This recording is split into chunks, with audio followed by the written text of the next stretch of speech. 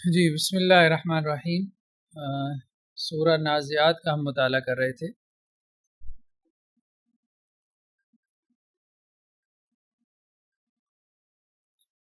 آیت نمبر 10 سے آج ہم نے آغاز کرنا ہے۔ یقولون انا لمردودون فی الحافرہ۔ یقولون قول سے ہے، قاف واو لام، یہ بنیادی حروف ہیں اس کے۔ قول کا بنیادی معنی ہے زبان سے کچھ کہنا، بھلے مفرد ہو بھلے مرکب ہو، دونوں کے لیے لفظ قول کا اطلاق ہوتا ہے۔ مفرد اور مرکب تو ہم نے پڑھا نا نحو میں، ایک مفرد ہوتا ہے ایک مرکب ہوتا ہے، ٹھیک ہے؟ تو مفرد بھی بات ہے اور مرکب بھی بات ہے، تو زبان سے کچھ کہنا، ٹھیک ہے۔ یقولون بافواہہم ما لیس فی قلوبہم، وہ اپنے منہوں سے کہتے ہیں۔ بعض نے تعریف میں اس کو بھی ڈال لیا کہ منہ سے کچھ کہنا، بہرحال ایک ہی بات ہے، زبان سے کہنا، منہ سے کچھ کہنا۔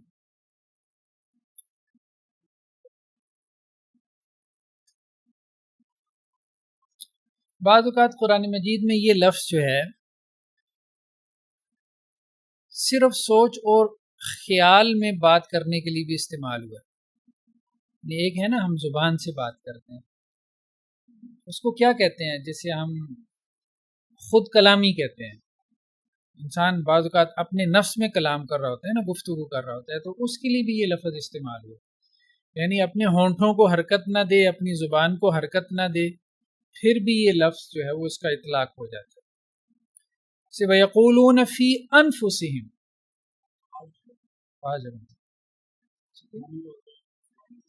عام تو قول کا مطلب یہی ہے کہ زبان سے، منہ سے کچھ کہنا،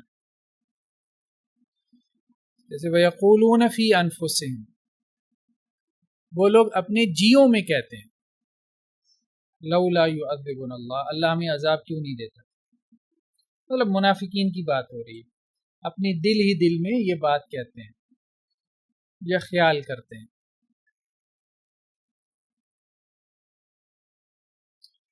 تیسرا یہ کہ قرآن میں یہ لفظ الہام کے معنی میں استعمال ہوا، جیسے قلنا یا ذا القرنین، یہ عام ہے قرآن میں الہام کے معنی، یعنی اب قول سے مراد یہ نہیں کہ اللہ نے بات کی ہے، اس سے مراد یہ ہے کہ اللہ نے دل میں بات ڈال دی۔ الہام سے مراد یہی ہوتا ہے نا۔ تو قلنا یا ذا القرنین، ہم نے، بعض مفسرین یوں بھی تعویل کر لیتے ہیں کہ اللہ تعالیٰ نے فرشتے کے زبانی کہلوایا، لیکن اگر آپ وہ تکلف نہ کریں فرشتے والا، تو پھر قلنا سے مراد یہی ہے کہ اللہ نے دل میں بات ڈال دی۔ تو بنیادی معنی قول کا بات ہی ہے، زبان سے بات کرنا، دل میں بات کرنا یا دل میں بات ڈال دینا، تو وہ سارا بات کے گرد جو ہے وہ مفہوم گھوم رہا ہے۔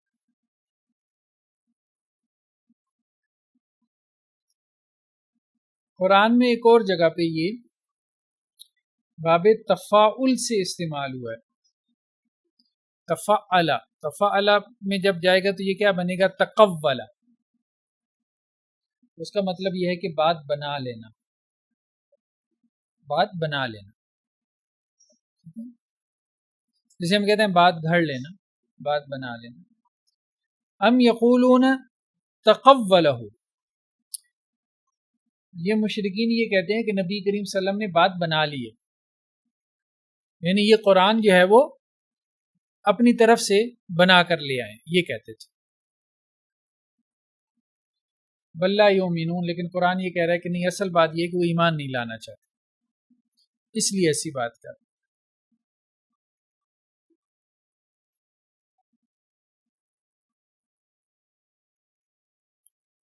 تو عربی میں یہ لفظ اسی معنی میں استعمال ہوتا تھا، یعنی عربی میں بھی اس لفظ کا یہی بنیادی معنی تھا، قول۔ جیسے قیل جو ہے، قیل یہ حمیر کے جو بادشاہ تھے ان کا لقب تھا، قیل، جیسے حمیر کے جو بادشاہ ہوتے تھے ان کا لقب جو ہے وہ قیل تھا. اصل میں جو جو یہ جو عرب ورلڈ ہے نا، یہ دو حصوں میں تقسیم ہے، شمالی عرب، جنوبی عرب. ٹھیک ہے، ایک یہ اوپر سے ایسے ہی چلے آ رہے ہیں عرب جو ہیں. ایک وہ ہیں جو یہ حجاز، تہامہ اور نجد کا علاقہ وغیرہ سعودی عرب کا. دوسرے وہ جو یمن اور اس کے ارد گرد کا علاقہ ہے. تو یہ اصل میں وہ والا علاقہ ہے، اس میں حضرموت، یمن اور یہ اسی طرح حمیر وغیرہ یہ سارے آ جاتے ہیں علاقے. تو یمنی عرب اور یہ دوسرے جو ہے نا آپ کہہ لیں گے جزیرت العرب کے عرب، یہ دونوں جو ہے اوپر سے ایک بڑی تقسیم چلی آ رہی. تو حمیر کے جو بادشاہ تھے ان کا لقب تھا قیل. قیل ان کو اس لیے کہتے تھے کہ ان کے قول کا اعتبار ہوتا تھا. تو گویا یہ بنیادی معنی اس کا شروع سے چلا آ رہا تھا. تو قرآن نے بھی اس کو اسی معنی میں استعمال کیا. مقول کا لفظ استعمال ہوتا تھا عربوں میں. مقول زبان کو کہتے ہیں، مفل کے وزن پہ اس میں آلہ ہے نا، زبان یعنی جس سے آپ بات کرتے ہیں، بات کرنے کا آلہ. بارک. نیکسٹ کیا ہے؟ یقولون، وہ کہتے ہیں، اِنَّا، کیا بے شک ہم. یہ حمزہ استفہام کا ہو گیا تعجب کے لیے، تعجب کے معنی پیدا کر رہا ہے کیونکہ وہ تعجب کا اظہار کر رہے ہیں نا، اظہار تعجب ہے، اپنے دوبارہ اٹھنے پہ تعجب کا اظہار کر رہے ہیں. اِنَّا، کیا بے شک ہم، لمردودون، لام تاکید کا ہے، یہ مردود سے جمع کا صیغہ ہے، مردودون، مفعول سے مفعولون، مردود. تو مردود میں مادہ کیا ہے؟ را دال دال.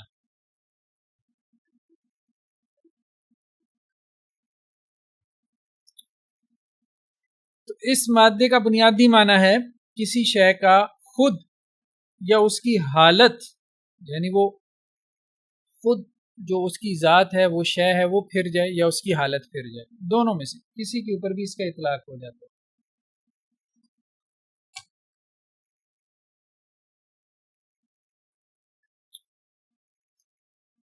قرآن میں ہے جیسے حضرت موسیٰ علیہ السلام کے بارے میں، فرددناہ الی امی، ہم نے موسیٰ کو لٹا دیا اس کی ماں کی طرف. لٹانے کے معنی رددنا، فعلنا کے وزن پہ. اب یہاں پہ مراد کیا ہے؟ ذات ہے، خود حضرت موسیٰ علیہ السلام مراد ہے نا.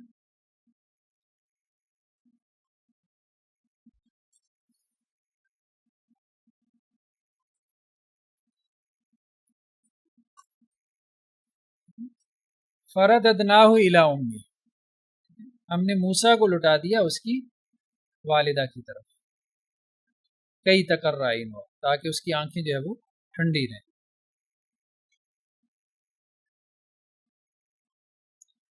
بعض مقامات پہ یہ جو ہے وہ حالت کے لوٹنے کے لیے بھی استعمال ہوا. یا ایھا الذین آمنوا، اہل ایمان، ان تطیعوا فریقا من الذین اوتوا الکتاب، اگر تم اطاعت کرو گے ایک گروہ کی اہل کتاب میں سے، یردوکم بعد ایمانکم کافرین، وہ تمہیں تمہارے مومن ہونے کے بعد، تمہارے ایمان لانے کے بعد کافر بنا دیں گے. یردوکم،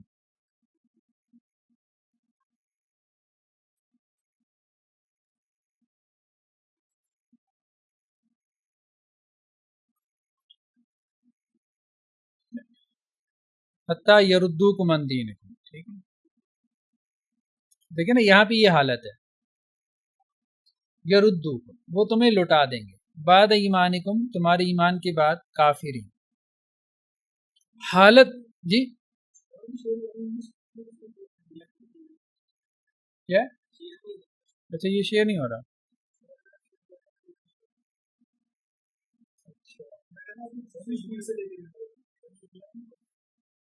ہاں یہ چلا لیتے ہیں.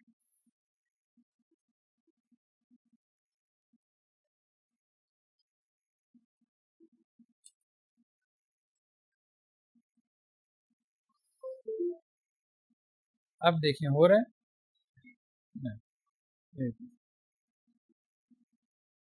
اس کو ختم کرنا پڑے گا.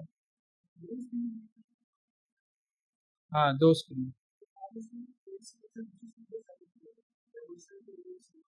میں اس کو نا یہاں سے یہ ختم، وہ اصل میں نیٹ کے ذریعے اس نے اٹھایا ہوا.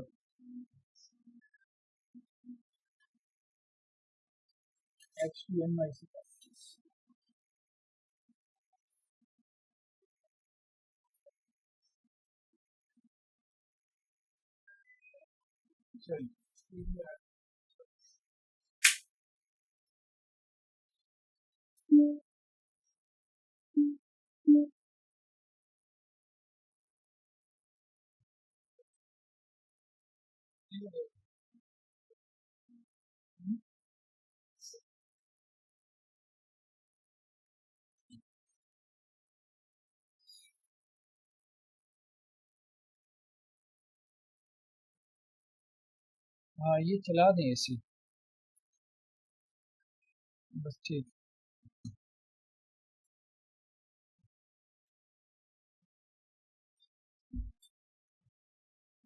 ہاں پنکھے بند کر دیں، یہ دونوں پنکھے بند کر دیں.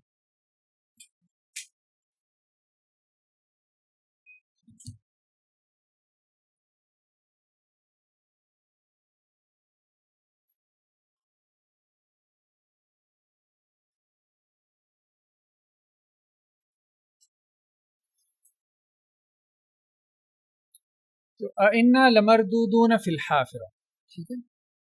مردودون رد سے، را دال دال ماتا ہے.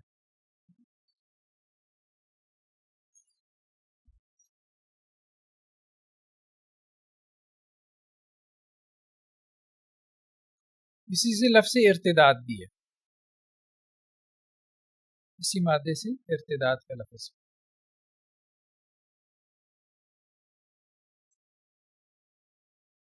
ردہ، ارتداد باب افتعال سے ہے، اور ردہ جو ہے یہ ثلاثی مجرد سے ہے. قرآن میں آیا نا ارتداد کا لفظ، یا ایھا الذین آمنوا من یرتد منکم عن دینہ، جو تم میں سے اپنے دین سے کیا ہوگا، پھر جائے.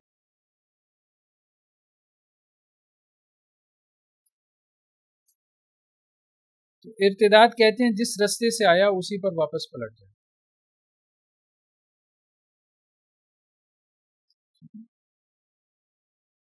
مراد کفر کی طرف واپس لوٹ جائے.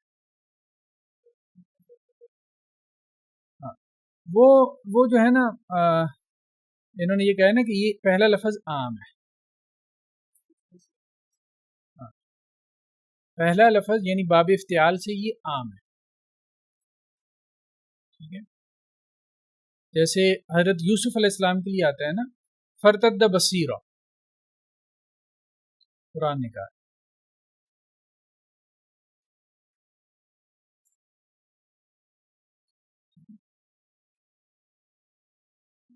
تو یہ وہی باب افتعال سے ہے. جب حضرت یعقوب علیہ السلام کے چہرے پہ جو ہے خوشخبری دینے والے نے حضرت یوسف علیہ السلام کی قمیض ڈالی تو فرتد بصیرا، تو وہ ان کی نگاہیں جو ہے وہ لوٹ. دوسرا ان کے بارے میں آتا ہے حضرت موسیٰ اور حضرت خضر کے بارے میں، فرتد علی آثارہما قصص، جس رستے پہ گئے تھے اسی پہ واپس لوٹ آئے.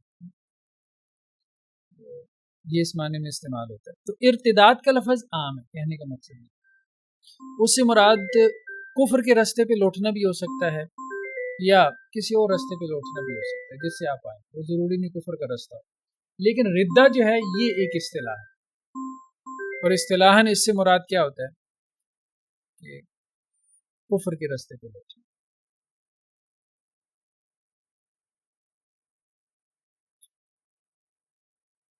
اِنَّ لَمَرْدُودُونَ فِی الْحَافِرَةِ، حافرہ اسم الفاعل کا صیغہ ہے.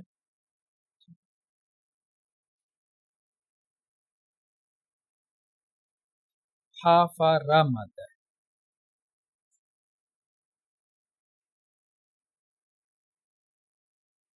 بنیادی معنی اس کا کھودنا ہے،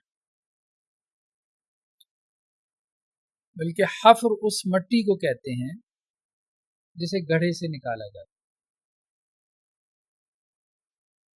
یعنی عربی لغت میں وہ مٹی جو آپ گڑھے سے نکالتے ہیں۔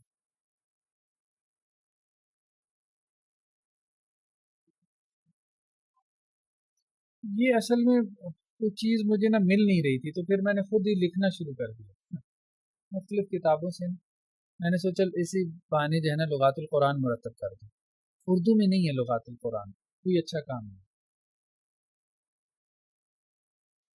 لوگوں نے لکھا ہے، بس یہی ہے کہ اس لفظ کا یہ معنی جیسے ترجمہ لکھ دیتے ہیں اور اس کو لغات القرآن کہہ دیتے ہیں، یہ لغات القرآن نہیں ہے۔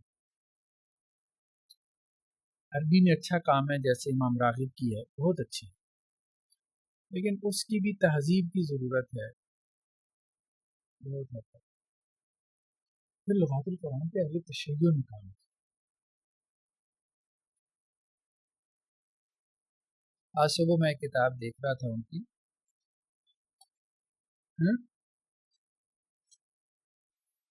وہ ایک علیحدہ مسئلہ ہے، لیکن آپ محنت دیکھیں، یہ محنت دیکھیں، یہ کتاب ہے المعجم فی فقہ لغت القرآن، ٹھیک ہے، یہ 24 والیمز میں ہے، یہ ایک والیم 831 پیجز کا ہے، مطلب آپ سمجھ لیں کہ کوئی 20,000 سے زیادہ صفحات ہیں۔ اہل تشیع نے 3 چیزوں میں بڑا کام کیا، مطلب ہمیں ان کے نیریٹو سے اختلاف ہو سکتا ہے، لیکن ہم یہ کہہ رہے ہیں کہ محنت بڑی کی ہے انہوں نے۔ ہاں، ایک لغت میں، دوسرا تاریخ میں، اور تیسرا فلسفے میں، جنہیں علوم عالیہ کہتے ہیں، اس میں ان کا بڑا کام ہے۔ خیر بھارت تو لیکن یہ ہے کہ ہمارے ہاں میں نے دیکھا ہے بہت کتابیں میں نے کھولی ہیں، عربی میں بھی اتنا بڑا کام نہیں ہے کہ کسی نے قرآن کی لغت جو ہے نا وہ 24 والیمز میں مرتب کر دی، ملی نہیں، واللہ عالم پتہ نہیں ہوگی تھی، 1-2 والیمز میں مل جاتی ہیں، اچھی ہیں۔ ایسے بڑے بڑے جتنے لغویین ہیں نا ان کے بارے میں ڈیبیٹ یہی ہے کہ وہ اہل تشیع میں سے تھے۔ امام راغب کے بارے میں بھی یہ ڈیبیٹ پیدا ہوئی کہ وہ اہل تشیع میں سے تھے کہ نہیں تھے، گھر سے پوچھیں۔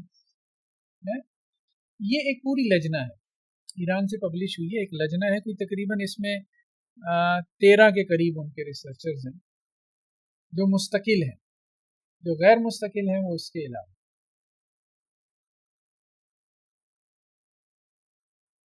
اردو میں ہمارے ہاں کچھ لوگوں نے جان ماری ہے، لیکن وہ اکیلی سطح پہ، جیسے اب دیکھیں نا، انہوں نے یہ مترادفات القرآن جو ہے مولانا عبد الرحمن کیلانی صاحب، اچھی کتاب، بڑی جان ماری ہے، لیکن چونکہ اکیلے تھے نا تو اس لیے بڑا احساس ہوتا ہے کہ اس پہ مزید محنت کی ضرورت ہے۔ ایک تو اس کی جو انڈیکسیشن ہے یہ آپ دیکھ رہے ہیں، یہ انہوں نے کی ہے اس کے حساب سے، اردو کے حساب سے، یعنی الفابیٹیکلی یہ چل رہے ہیں اردو کے حساب سے۔ اس کو کنسلٹ کرنا مشکل ہے، مثال کے طور پہ میں تو اب عربی میں پڑھ رہا ہوں نا، تو عربی میں آیا عطا، ٹھیک ہے، اب مجھے عطا کا معنی دینا آتا ہوگا تو میں یہاں آؤں گا دینا میں، تو یہ عطا آ گیا۔ تو انہوں نے فرق کر دیا کہ جی آتا کا بھی لفظ آتا ہے، اعطا کا بھی آتا ہے، تو دونوں میں کیا فرق ہے، ایتا میں اور اعطا میں۔ تو یہ ساری ان کی انڈیکسیشن جو ہے نا وہ اردو کی، اس لیے اس کو کنسلٹ کرنا مشکل ہے۔ اب جیسے دیکھنا ہے، ٹھیک ہے، دیکھنے کے لیے شخصا، لمحا، حطا، شا، اغمزا، زاغا، بارقا، یہ الفاظ آئیں۔ پھر یہ ہے کہ جو فرق ہے نا وہ فرق میں کہیں تو وہ فرق واضح ہے اور کہیں پہ نا مطلب اس پہ محنت کی ضرورت ہے، وہ فرق نکالنے کی، تاکہ بات جو ہے نا وہ زیادہ کلیئر ہو۔ تو اس کتاب پہ بڑی محنت کی ضرورت ہے، یہ ایک اچھی کنٹریبیوشن تھی، لیکن یہ ہے کہ اس کو آگے اگر بڑھایا جاتا تو یہ بہت بہتر ہو جاتا۔ پھر اس کے جو مصادر ہیں ان کا الگ مسئلہ ہے، اس کے مصادر میں ایک تو امام راغب ہیں، انہوں نے وہاں سے لی تھی، تو وہ تو ٹھیک ہے۔ امام راغب کی جو کتاب ہے نا وہ اس کو کنسلٹ کرنا بھی آسان ہے، مطلب اس میں علمیت بھی ہے اور اس کو کنسلٹ کرنا بھی آسان ہے۔ مثال کے طور پہ یہ اب آپ دیکھیں نا، یہ آپ یہاں پہ کوئی مادہ لکھیں گے نا تو وہ چیز جو ہے وہ آ جائے گی، حمزہ تا یا میں نے لکھا تو یہ فوراً عطا آ گیا، اتیان اور پھر آگے سارا کچھ آ گیا. تو یہ امام راغب کی المفردات، اس کو کنسلٹ کرنا بھی آسان ہے. تو یہ ایک مصدر ہے مولانا کا. لیکن مولانا کے جو دوسرے دو مصدر ہیں نا وہ کنسلٹ کرنا آسان نہیں ہے. جیسے یہ فقہ اللغہ ہے، یہ سالبی کی ہے، فقہ اللغہ وسیر العربیہ، یہاں سے مولانا نے کافی سارا مواد لیا. تو اس کو جب ہم کنسلٹ کرتے ہیں نا تو یہ اپنی اس نے ترتیب چلائی ہے، مادے کی ترتیب نہیں. سب سے آسان کسی کتاب کو کنسلٹ کرنا ہوتا ہے مادے کی ترتیب سے. ٹھیک ہے، اب جیسے دیکھیں نا الباب العشرون فی الاصوات و حکایاتها، ٹھیک ہے، اصوات کے بارے میں. اسی طرح سے اور فی الحجارہ پتھروں کے بارے میں، ٹھیک ہے، اور اسی طرح سے اور مطلب کہ وہ تقدیم و تاخیر کے بارے میں اور تو موضوعاتی ہے، اب یوں کہہ لیں موضوعاتی ہے. فی القلہ والکثرہ یعنی قلت اور کثرت کے بارے میں کیا کیا الفاظ آتے ہیں، ٹھیک ہے، تو یہ موضوعاتی زیادہ. تیسرا جو ان کا مصدر ہے الفروق اللغویہ، وہ بھی موضوعاتی ہے. مطلب اس میں دیکھیں نا الفرق بین الذل والفعیل، ٹھیک ہے، الفرق بین الوسط وسط والوسط، ٹھیک ہے. تو یہ اس طرح سے یہ بھی اب اس کو بھی کنسلٹ کرنا مشکل ہے، بڑا محنت طلب کا، بہت محنت طلب. پھر میں نے اس کو لکھنا ہی شروع کر دیا. پہلے میں اس کو قرآن مجید بھی لکھ رہا تھا، لاسٹ ٹائم آپ نے دیکھا ہوگا، وہ بھی میرے ساتھ ایک عجیب معاملہ ہوا. میں نے کوئی قرآن اکیڈمی میں 7 سال پڑھایا یہ اس طرح سے نا، اور ہر سال میں نا وہ قرآن کے اوپر اضافے کرتا رہا، وہ کافی سارے مٹیریل جمع ہو گیا. 8ویں سال میں نے مدرسے میں پڑھایا، وہ ایک دن میرا قرآن وہاں رہ گیا، تو وہ کوئی طالب علم برکت سمجھ کے لے گیا. وہ میری 8 سال کی محنت تھی. خیر بہرحال پتہ نہیں اب اس کی کسی کام آئی کہ نہیں آئی. تو یہ بھی ہو جاتا ہے کہ وہ ہم یہ سمجھتے ہیں کہ شاید وہ پھر مجھے نا اس کے بعد دوبارہ ہمت نہیں ہوئی لکھنے کی. وہ ایک عجیب سا نا جیسے انسان کے ذہن میں وہ ہوتا ہے خوف سا بیٹھ جاتا ہے. پھر میں نے سوچا کہ اس کو میں لکھ دوں اور اس کو کتابی صورت میں لے. اچھا ایک اور کام اہم ہے، وہ کام غلام احمد پرویز نے نہیں کیا، اس کے نام سے پبلش ہے. یہ لغات القرآن ہے 4 جلدوں میں، غلام احمد پرویز کے نام سے پبلش ہوتی ہے. لیکن جب آپ اس کتاب کو پڑھتے ہیں نا تو یہ ایک تو یہ ہے کہ اس کا اتنا درک نہیں تھا عربی میں کہ وہ یہ کام کرتا. دوسرا یہ ہے کہ جس مولوی صاحب سے کام کروایا ہے نا وہ لگتا ہے کہ شاید پرانا کوئی اہل حدیث ذہن رکھتے تھے، تو اس لیے کئی جملے ایسے آ جاتے ہیں. نواب صدیق حسن خان صاحب نے یہ بات کہی فلاں فلاں میں، تو وہ نکالی بھی نہیں گئی نا. اور وہ اس انداز میں ہے کہ جیسے کوئی ایک روایتی آدمی لکھ رہا ہوتا ہے. ہاں اس پہ اضافہ کیا غلام احمد پرویز نے، وہ اپنا جو بھی اس کا اپنا ایک نقطۂ نظر ہے کمیونزم والا، تو وہ اضافہ کر کے اس نے بہت ساری جگہوں پہ اس ڈکشنری کو بہت خطرناک بنایا. ٹھیک ہے، وہی انکار حدیث والا جو اس کا رجحان ہے، اور قرآن کی ہر آیت سے وہ نا کمیونزم نکالنا شروع کر دیتا ہے ایسے لگتا. لیکن اس پہ محنت بڑی ہوئی ہے، جس مولوی صاحب سے انہوں نے کروایا ہے اس نے بڑی محنت کی ہے. لیکن میں اس کے کراس چیک کرتا ہوں چونکہ مجھے شک ہوتا ہے کہ یہ غلام احمد پرویز کا فکر تو نہیں بیان کر رہا، لیکن میں کراس چیک کرتا ہوں، مل جاتی ہیں. یہ نیچے انہوں نے حوالے دیے نا، ایک تو یہ ہے کہ پیج نمبر نہیں ہے، صفحہ نہیں ہے. یہ نیچے ہے تاج و راغب، آپ نے دیکھا ہو نظر آ رہا ہے نا، یہ تاج، تاج مراد تاج العروس. تاج العروس بہت بڑی لغت ہے، آپ سمجھیں 1,20,000 تو صرف اس میں روٹ ورڈ ہے، مادے ہیں 1,20,000، پھر ہر مادے سے پتہ نہیں سینکڑوں لفظ بنتے ہیں. سب سے بڑا ذخیرہ یہی عربی الفاظ کا. تاج العروس علامہ زبیدی کی یہ بھی شیعہ تھے، یہ تو 19 والیمز میں پبلش ہے. اب یہ راغب، تاج، محیط، ٹھیک ہے، تو انہوں نے حوالے تو دیے ہیں، لیکن یہ ہے کہ میں کراس چیک کرتا ہوں بہت ساری جگہوں پہ نا وہ حوالے ملتے نہیں. لیکن بہرحال ایک عالم، اچھا عالم ہو جس کا لغت کا مطالعہ اچھا ہو تو وہ فرق کر لیتا ہے کہ یہاں تک بات تو لغت کی چل رہی ہے، بھلے وہ لغت کی کسی اور کتاب سے اس نے دے دیا ہو لیکن اس نے حوالہ غلط نقل کر دیا ہے، چیزیں مکس کر دیں، خلط ملط کر دیں، تو حوالے سے نے خلط ملط کی ہوئی. اور یہاں سے جو ہے نا وہ پرویز صاحب کی اپنی بات جو ہے وہ شروع ہو گئی. لیکن عام آدمی کو اس کو کنسلٹ نہیں، یہ بھی 4 جلدوں میں. لیکن عجیب بات یہ ہے کہ آپ دیکھیں گے لغات القرآن پہ اگر آپ کمپیریٹیولی دیکھیں گے تو سب سے معیاری کام آپ کو یہی نظر آئے گا. لغات القرآن 4 جلدوں میں، کیونکہ ہمارے ہاں لوگوں نے محنت ہی نہیں کی قرآن پہ. اور یہ بات ہے تو کڑوی، لیکن یہ بات ہے درست. آپ فقہ کی خدمت کرتے رہے، اہل حدیثوں نے حدیث کی خدمت کر دی، قرآن کی خدمت کے لیے تو بچے ہی نہیں کی اس طرح سے. ہاں ترجمے کر دیے ہم نے، تفسیریں کر دی، لیکن جو تحقیقی کام ہوتا ہے نا قرآن پہ، وہ تو پھر انہوں نے کیا کہ جو اپنے آپ کو اہل قرآن کہتے تھے. تو انہوں نے تو فقہ سے کیا، انہوں نے تو حدیث سے بھی جان چھڑا لی، اب کریں گے کیا؟ ساری زندگی قرآن ہی پھرولیں گے. تو وہ پھر پھرولتے رہے. یہ کام اصل میں ہمارے یہاں ہونا چاہیے تھا کہ ایک پورے ریسرچ سینٹر جو ہے نا اس کام کے لیے وقف کیے جاتے، اور یہ اس طرح سے اس کے اوپر کام ہوتا ہے، ایک ایک مادے کے اوپر کام ہوتا ہے. لیکن یہ بھی دیکھیں تقریباً کوئی یہ 1856 صفحات میں ہے یہ لغات القرآن اس کی غلامن پرویز. مفردات کا ترجمہ بھی ہوا ہے، اگر آپ لوگ اس کو کنسلٹ کریں یہ اچھا ترجمہ ہے، اچھا ترجمہ ہے. یہ انہوں نے کیا ہے مولانا محمد عبدو، مولانا محمد عبدو فیروز پوری، اسلامی اکادمی نے اس کو پبلش کیا. لیکن یہ ہے کہ اس ترجمے میں کہیں کہیں مسائل، کہیں کہیں. تو لیکن بہرحال دیکھیں ایک بندہ پہلی مرتبہ ایک کام کرتا ہے وہ بہت بڑی کنٹریبیوشن ہوتی ہے. کہیں کہ اس میں مسائل بھی ہوں تو اس کو اگنور کرنا چاہیے. لیکن کہنے کا مقصد یہ ہے کہ جو تراجم ہے نا ان پہ بھی محنت کی ضرورت ہے. پہلے بندے نے تو محنت کر لی، جس نے پہلی مرتبہ قرآن کا ترجمہ کیا ظاہری بات ہے اس کی کنٹریبیوشن بہت بڑی ہے، لیکن اس میں کچھ نہ کچھ کمی رہے گی، وہ پھر بعد میں آنے والے پورے کرتے ہیں. تو اسی طرح سے معاملہ یہ بھی ہے کہ جن عربی کتابوں کا ترجمہ ہو رہا ہے ان کی کمی بھی پوری کی جائے، یہ بھی ایک کرنے والا کام ہے.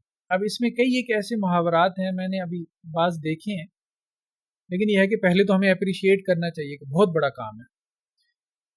لیکن کچھ محاورات کا ترجمہ صحیح نہیں لگتا، پھر آپ لغت کی اور کتابیں وغیرہ نکالتے ہیں تو پھر اس سے احساس ہوتا ہے کہ نہیں یہاں پہ کچھ کمی ہے، اس کو بہتر بنانے کی ضرورت ہے. اور وہ میں بھی اگر کروں گا تو میری بھی کمی رہ جائے گی، بلکہ اس سے زیادہ شاید رہے گی جتنی مولانا کی.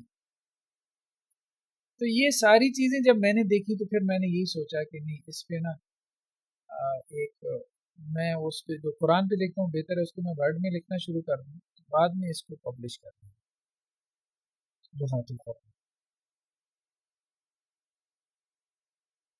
اچھا ایک اور کتاب بڑی اہم ہے، یہ مقاییس اللغہ ابن فارس کی، یہ اچھی کتاب 395. یہ امام راغب کے مصادر میں بھی ہے. امام راغب نے جن کتابوں سے زیادہ استفادہ کیا، اگرچہ حوالہ نہیں دیتے امام راغب لیکن ان کے پورے جملے اٹھا کے بیان کرتے. اچھا پھر ایک اور مسئلہ یہ ہے جو میں نے نوٹ کیا کہ اب یہ چیز دیکھیں نا، یہ ان لوگوں نے 24 والیومز میں یہ چھاپ تو دیا، محنت بڑی ہے، بہت محنت ہے. لیکن ایک بات یہ ہے کہ جو گہرائی ہے نا وہ کم ہی لوگوں میں ہے. اب آپ دیکھیں جیسے انہوں نے کیا کام کیا کہ ایک لفظ لیا ہے مثال کے طور پہ، فلانے نے یہ کہا، فلانے نے یہ کہا، ٹھیک ہے. اب یہ ایک لفظ ہے مثال کے طور پہ، اب یہ کیا لفظ چل رہا ہے جس کے اوپر یہ تفسیروں کے حوالے، لغت کے حوالے اب دیکھ ہی چلے جائیں. وہ ابن سیدہ نے، ابو سال ہروی نے کیا کہا، ابن فارس نے، فلاں نے، فلاں، سب کچھ ہی آپ نے جمع کر دیا نا. وہ اتنا کچھ جمع کرنے سے قاری ریڈر جو ہے وہ کسی نتیجے پہ نہیں پہنچتا. تو اس میں کوشش یہ کرنی چاہیے کہ تہذیب اور تلخیص ہو. تہذیب اور تلخیص میں جو ہے وہ آپ قاری کو ایک نتیجے تک پہنچائیں، چھوڑ کے آئیں اس کو. اور وہ جب آپ ان لوگوں کو پکڑیں گے جن میں گہرائی ہے، ہر کسی کو پکڑنے کی ضرورت نہیں. اور وہ چند ایک لوگ ہیں، جیسے ابن فارس میں بہت گہرائی ہے اور دوسرا راغب میں بہت گہرائی ہے.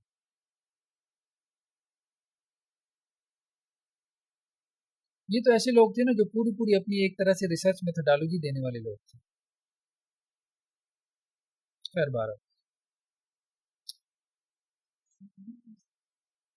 زمخشری ان کی عمومی کتاب ہے اساس البلاغہ کے نام سے.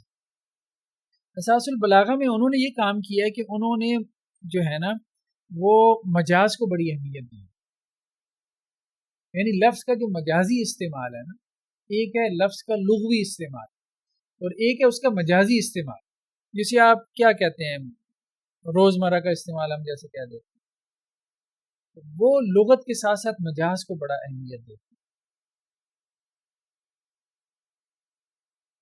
تو بلاغت میں بڑا کام ہے علامہ زمخشری کا۔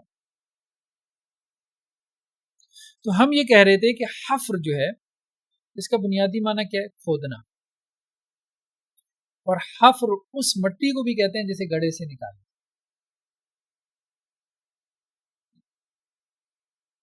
اور جسے کھودا جائے اسے حفرہ کہتے ہیں۔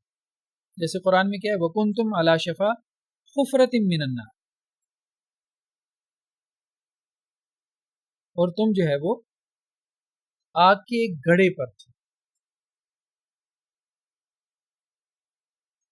اللہ نے تمہیں کیا کیا؟ بچا لیا۔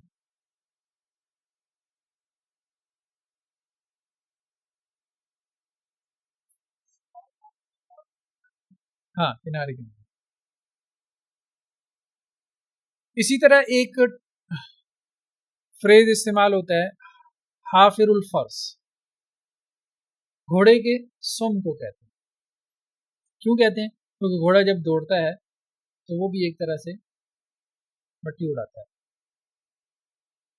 یعنی گڑھا بناتا چلا جاتا ہے، تو حافر اسی سے، حافر اسم الفاعل کا صیغہ ہو جائے گا نا، گڑھا بنانے والا۔ تو گھوڑے کا سم وہ ایک طرح سے گڑھا ہی بنا رہا ہوتا ہے نا، جب تیزی سے دوڑتا ہے تو زمین میں مٹی کھودتا چلا جاتا ہے۔ تو بنیادی معنی اس کا کھودنا ہے۔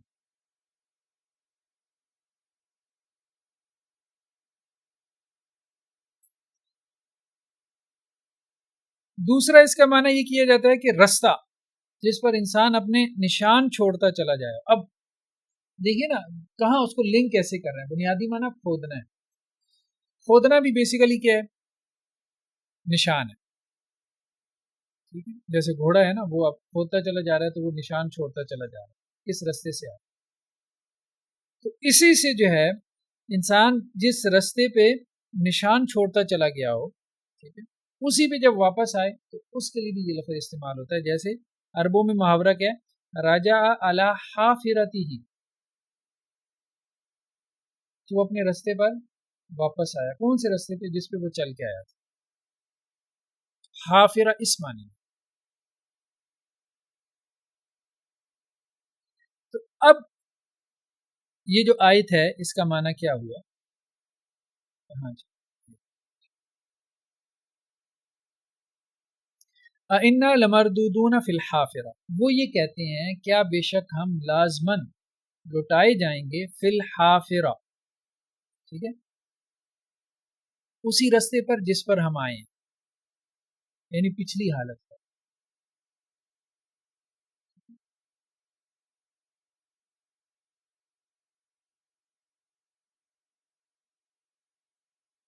یا حافرہ کا ایک معنی جو ہے وہ قبر بھی کیا گیا ہے، کیونکہ قبر بھی گڑھا ہے نا، تو اس کا بنیادی معنی کیا ہے؟ گڑھا،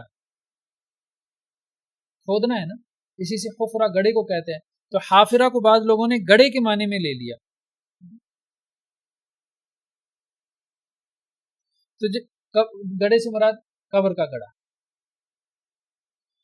تو کیا ہم لوٹائے جائیں گے؟ پھر وہ تقدیر عبارت کیا نکالتے ہیں؟ وَنَحْنُ فِي الْحَافِرَةِ، اِنَّا لَمَرْدُودُونَ، یہ وَنَحْنُ جو ہے نا یہ تقدیر عبارت، تقدیر عبارت تو سمجھتے ہیں نا، مطلب یہ عبارت محذوف ہے، انڈرسٹوڈ ہے۔ کیا بے شک ہم لٹائے جائیں گے جب کہ ہم قبروں میں ہوں گے، یعنی جب ہم قبر میں چلے جائیں گے تو پھر ہمیں دوبارہ زندہ کیا جائے گا۔ اس پہ انہوں نے تعجب کا اظہار کیا۔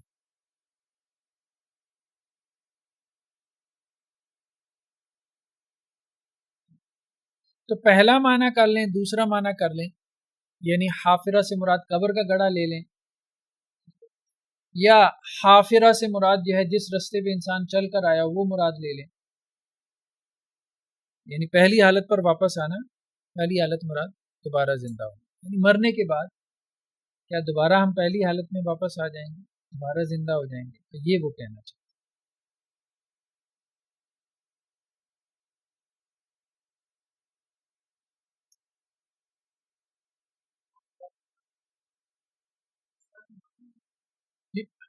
ہاں حافرہ وہی اسم الفاعل کا صیغہ ہے نا، مفعول کے معنی میں ہو جائے گا جس کو کھودا گیا ہو، تو اسم الفاعل کا صیغہ مفعول کے معنی میں، اس میں مفعول کے معنی میں قرآن میں استعمال ہو جاتا ہے، اور اس میں مفعول اسم الفاعل کے معنی میں استعمال ہو جاتا ہے، یعنی حافرہ سے مراد محفورہ، کھودی گئی. جی نہیں نہیں، مفعول کے معنی. تو وہ یہ کہتے ہیں کیا بے شک ہم لازماً لٹائے جائیں گے فی الحافرہ، پہلی حالت میں.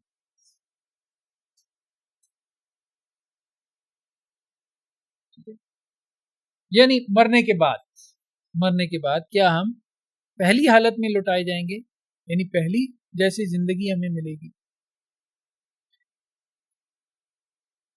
کیا اذا جب کننا ہم ہوں گے اذامن ناخرہ، ہڈیاں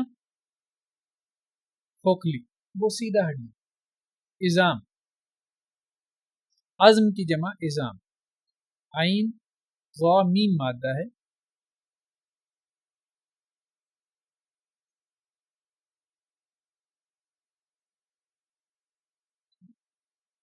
قرآن میں یہ لفظ آیا ہے کئی جگہ پہ، فَقَسَوْنَا الْعِظَامَ لَحْمًا، ایک جگہ پہ کہا کہ ہم انسان کی جو ہڈیاں ہیں ان کو گوشت کا لباس چڑھا دیتے ہیں. سورہ مومنون.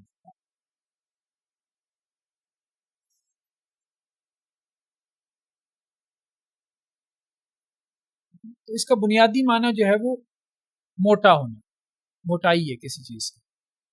اب اسی سے پھر جو ہے وہ بڑائی اس معنی میں بھی استعمال ہونے لگ گیا. جیسے عربوں میں یہ فریز ہے عظمت الزرا، زرا بازو کو کہتے ہیں جس کا بازو موٹا ہو، تو یہاں سے یہ لفظ، اسی سے لفظ عظیم بھی بنا ہے. ہڈی کو بھی ہڈی کہنے کا مقصد یہ ہے کہ اس لیے کہتے ہیں کہ جی وہ انسانی جسم کو مضبوطی دیتی ہے.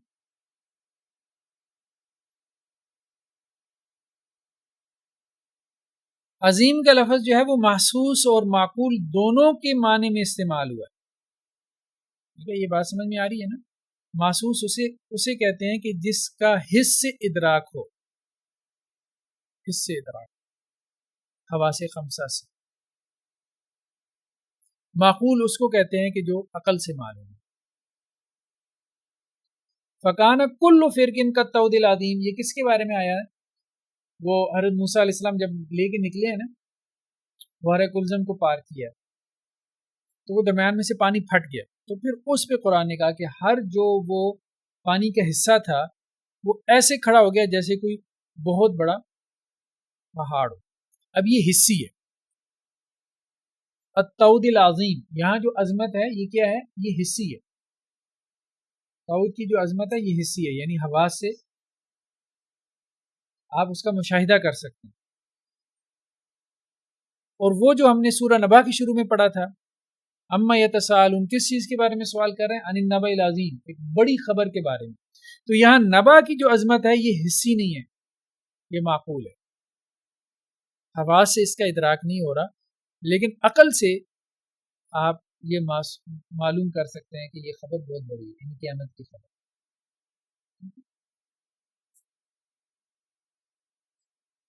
تو عظمت جو ہے وہ بعض اوقات حصی ہوتی ہے اور بعض اوقات معقول ہوتی ہے، یہ کہنے کا مقصد ہے. اب دوسری بات یہ ہے کہ عظیم میں اور کثیر میں کیا فرق ہے. تو اس میں امام راغب نے یہ فرق کیا ہے کہ عظیم کا لفظ اس وقت استعمال ہوتا ہے جبکہ اجزاء متصل ہو، اور کثیر کا لفظ اس وقت استعمال ہوتا ہے جب کہ اجزاء منفصل ہو. یعنی آپ یوں کہہ لیں کہ ایک ہی شے کے لیے عظیم کا لفظ استعمال ہوتا ہے، جب اشیاء کثیرہ ہوں، زیادہ چیزیں ہوں، تو پھر ان کے لیے کثیر کا لفظ استعمال ہوتا ہے. دونوں میں مقصد ہوتا ہے ان کی بڑائی بیان کرنا. مجھے اندازہ نہیں. ہاں.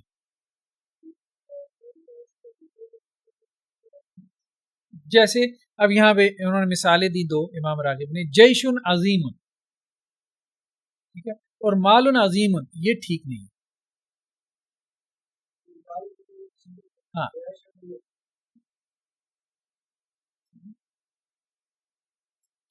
تو متصل اجزاء کی بات اگر ہو رہی ہو تو پھر عظیم کا لفظ ہے، اور منفصل اجزاء کی بات ہو رہی ہو، ٹھیک ہے، تو پھر جو ہے وہ، تو یہاں پہ تو یہ کہہ رہے ہیں نا کہ اصل میں کبھی کبھار عظیم کا لفظ کثیر کے معنی میں بھی استعمال ہو جاتا ہے، کبھی کبھار ہو جاتا ہے، ٹھیک ہے، لیکن اصلاً کیا ہے کہ جیشن کثیر ہو، کیونکہ جیش میں بہت سارے سپاہی ہیں نا. اسی طرح مال بھی ایک شے نہیں ہے، روپے ہیں یا کچھ اور بھی چیزیں، متفرق چیزیں، تو مال کثیر، مال کثیر ہم کہتے ہیں مال اصل کثیر ہے، لیکن بعض اوقات عظیم کا لفظ کثیر کی جگہ بھی آ جاتا ہے، بعض جگہ پہ آ جاتا ہے، لیکن اصلاً ان میں فرق یہ کیا جاتا ہے کہ جب ایک چیز ہو، جیسے اوپر النبأ العظیم، خبر ایک ہی ہے، ٹھیک ہے، کالطود العظیم، ٹھیک ہے، پہاڑ ہے، وہ ایک ہی پہاڑ ہے جس کی بات ہو رہی ہے. جب ایک شے ہو اس کی بات ہو رہی ہے تو پھر عظمت کا لفظ بڑائی کے لیے بولا جاتا ہے، اور جب اشیاء کثیرہ ہوں یعنی ایک گروپ کی صورت میں ہو تو پھر جو ہے نا وہ کثیر کا لفظ بولا جاتا ہے.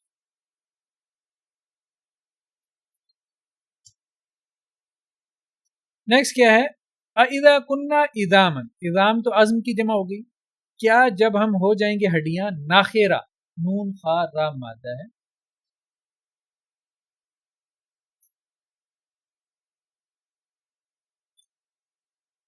ناخیرت الشجرہ، درخت کا کھوکھلا ہونا.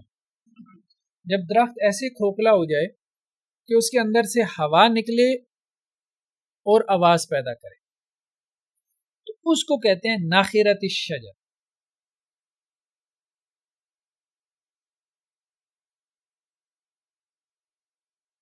یعنی اس کے سوراخوں سے ہوا نکل کر آواز پیدا کرے. تو بیسیکلی اس میں جو ہے نا بعض لوگوں نے کہا بنیادی معنی آواز ہے، بعض لوگوں نے کہا کہ بنیادی معنی جو ہے وہ کھوکھلا پن ہے. یہ دوسری بات زیادہ بہتر معلوم ہوتی ہے کہ اس میں اصل معنی جو ہے وہ آواز نہیں ہے، اصل معنی کھوکھلا پن ہے، کیونکہ وہاں ترجمے میں بھی اسی کا اظہار عام طور پہ مترجمین کر رہے ہیں کہ جب ہم ہو جائیں گی ہڈیاں، وہ سیدھا اندر سے بھی کھوکھلی ہو جائے گی، خالی ہو جائے گی. تو نخیر، جیسے نخیر ناک سے نکلنے والی آواز کو کہتے ہیں،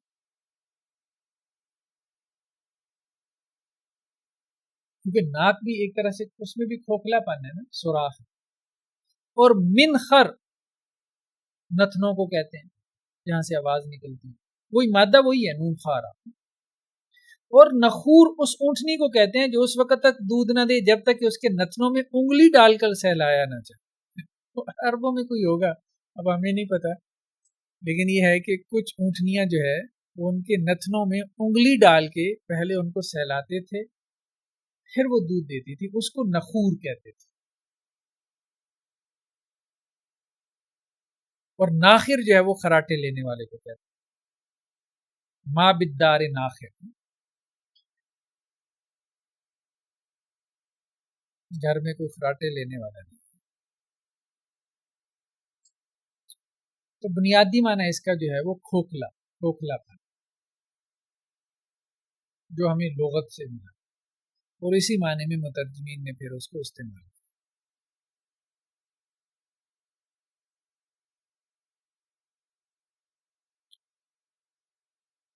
قالو، انہوں نے کہا، تل کا، یہ، اذن، تب تو، کرتن خاسرہ، لوٹنا ہے خسارے والا. کرہ، کاف را را مادہ ہے،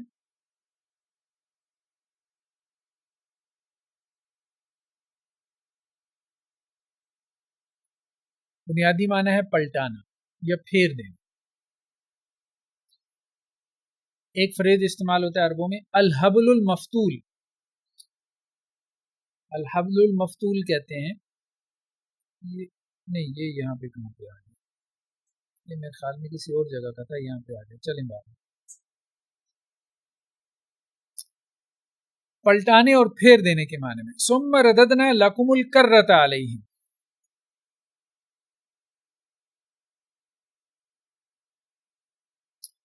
پھر ہم نے لوٹا دی تم پر باری، تمہارے لیے باری جو ہے وہ ان کے خلاف ہم نے لوٹا دی. فلو ان لنا کرۃ، بس اگر ہمارے لیے لوٹنا ہوتا تو ہم ہو جاتے اہل ایمان میں سے.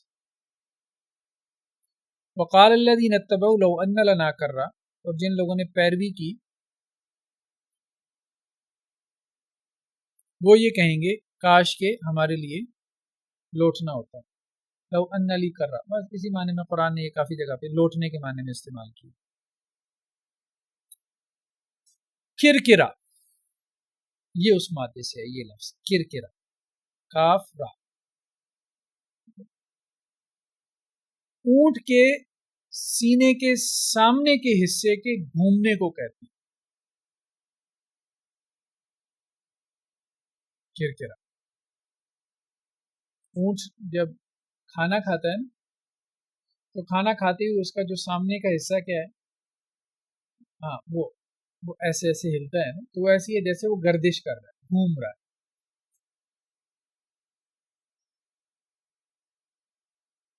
رہا زور البعیر، یہ الفاظ استعمال کیے تھے امام راغب نے. اس کا ترجمہ جو انہوں نے کیا نا مفردات والوں نے، اونٹ کے سینے کی سختی، تو وہ سمجھ نہیں آ رہی تھی کہ وہ کیسے کی، یہ معنی نہیں تھا. رہا اصل میں چکی کو کہتے ہیں، زور جو ہے وہ سینے کو کہتے ہیں. تو اونٹ کا جو سینہ ہے اس کا گھومنا، تو وہ یہی بات سمجھ میں آتی ہے اس سے کہ امام راغب کی مراد یہ ہے کہ جب وہ کھانا کھاتا ہے تو یہ سامنے کا حصہ جیسے وہ گھومتا ہے، گردش کرتا ہے، تو اسی سے اس میں گردش کا معنی ہے. کرکرا اس کو کہتے ہیں وہ جب وہ گھوم رہا ہوتا ہے. اسی سے حیدر کرار ہے نا حضرت علی رضی اللہ عنہ کی، پلٹ پلٹ کے حملہ کرنے والا. تو لوٹنا پلٹنا یہ اس کا بنیادی معنی. اور ایک اور لفظ استعمال ہوتا ہے کرکرا، بادلوں کے منتشر ہو جانے کے بعد دوبارہ جمع ہونے کو کرکرا کہتے ہیں.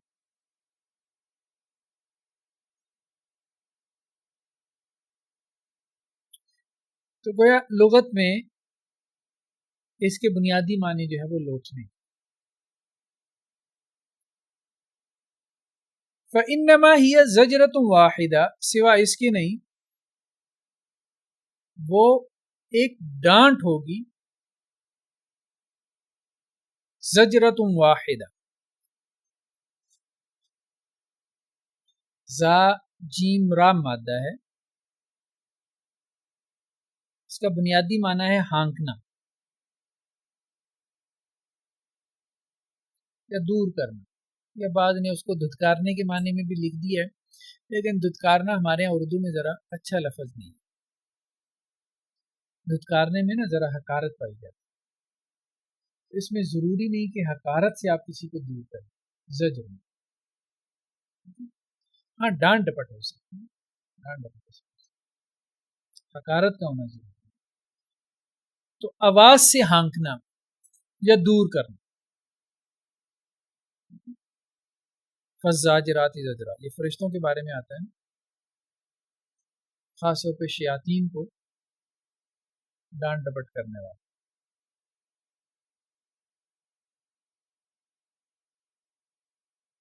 معافی مستجر، کون سا باب ہے؟ باب اختیار، مادہ وہی ہے.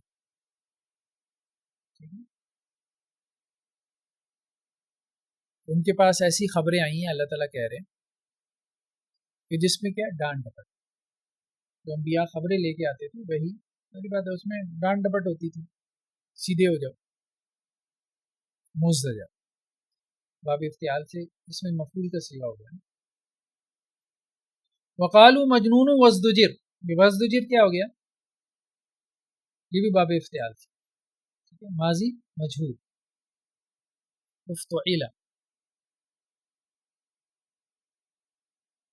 نبی کے بارے میں انہوں نے کہا معاذ اللہ کہ وہ مجنون ہے، وَاسْدُجِرْ، اور دور کیا گیا، یعنی اس کو دور کر دیا. ایک دوسرے کو کہتے تھے نبی کو اپنے سے دور کر دیا، اس کے پاس نہ بیٹھ.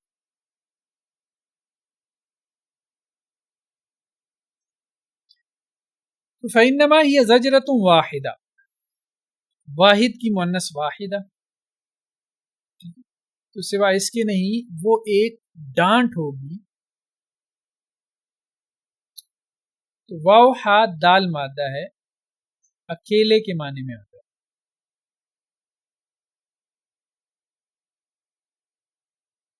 وَإِذَا ذُكِرَ اللَّهُ وَحْدَهُ، یہ مصدر ہے، وحد مصدر ہے. اور جب ذکر کیا جاتا ہے اللہ اکیلے کا، وحدہ لا شریک لہ، عام طور پہ کلمہ شہادت میں بھی یہ فریز استعمال ہوتا ہے. اسی سے وحد سے، اسی مادے سے واحد بنا. تو واحد کا اسم الفاعل کا صیغہ ہو گیا واحد، اسی معنی میں، اکیلے کے معنی میں.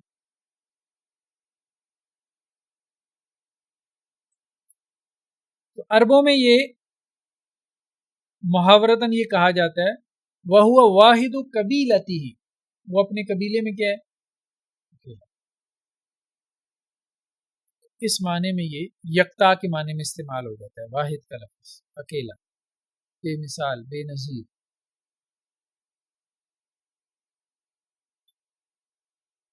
واحد اور احد کا کیا فرق ہے؟ کیونکہ قرآن نے یہ دونوں لفظ استعمال کیے. جیسے دیکھیں نا، الہکم الہ واحد، تمہارا الہ ایک الہ.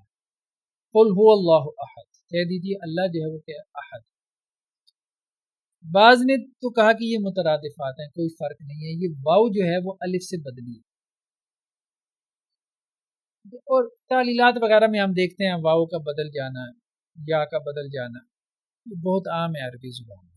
تو کچھ لوگوں نے تو اس کو مترادفات میں سے لیا، واحد اور احد کو ایک ہی معنی کیا، لیکن کچھ لوگوں نے فرق کیا. پھر جنہوں نے فرق کیا وہ بہت الجھاؤ ہے، بہت زیادہ الجھاؤ، یعنی بات جو ہے نا وہ واضح نہیں ہوتی. بہرحال کچھ فروق ایسے ہیں کہ جن کو آپ کہہ سکتے ہیں بیان کیا جا سکتا ہے. ایک فرق تو یہ کیا جاتا ہے کہ واحد وہ ہے جو اپنی ذات میں بے مثل اور بے نظیر ہو، اور احد وہ ہے جو اپنی صفات میں اکیلا. بعض لوگوں نے یہ فرق کر دیا، یعنی ذات میں یکتا ہو تو واحد ہے، صفات میں اکیلا ہو تو احد ہے. جب بعض لوگوں نے یہ بھی فرق کیا ہے کہ واحد وہ ہے جو ذات میں اکیلا ہو، اور احد وہ ہے جو ذات اور صفات دونوں میں اکیلا ہو. یعنی احد زیادہ مبالغے کا صیغہ. یہ بات درست معلوم ہے. اس کی وجہ یہ ہے کہ سورہ اخلاص میں جب آپ غور کرتے ہیں نا تو وہاں ذات کی بھی نفی ہے، قل هو اللہ احد، اللہ کی ذات کی بات ہو رہی ہے نا، تو ذات کے اعتبار سے بھی احد ہے، اور آخر میں صفات کے اعتبار سے بھی ولم یکن لہ کفوا احد، کفوا کے لیے بھی احد کا لفظ آیا، یعنی اس کا کوئی ہمسر بھی نہیں ہے. صفات میں بھی اس کا کوئی مثیل نہیں، نظیر نہیں. تو یہ بات زیادہ بہتر معلوم ہوتی ہے کہ واحد سے زیادہ جو مبالغے کا صیغہ ہے وہ احد ہے، اور واحد سے مراد ذات میں یکتا، اور احد سے مراد ذات اور صفات دونوں میں یکتا.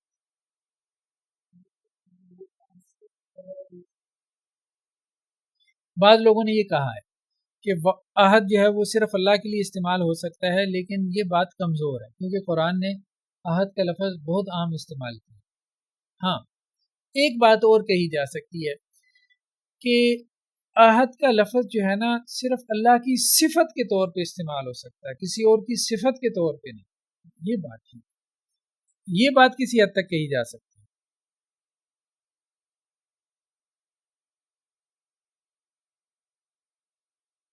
جیسے دیکھیں نا یہ بات یہاں پہ بعض نے کہا ہے کہ احد کا اطلاق اللہ کے غیر پر نہیں ہوتا، تو یہ درست نہیں ہے.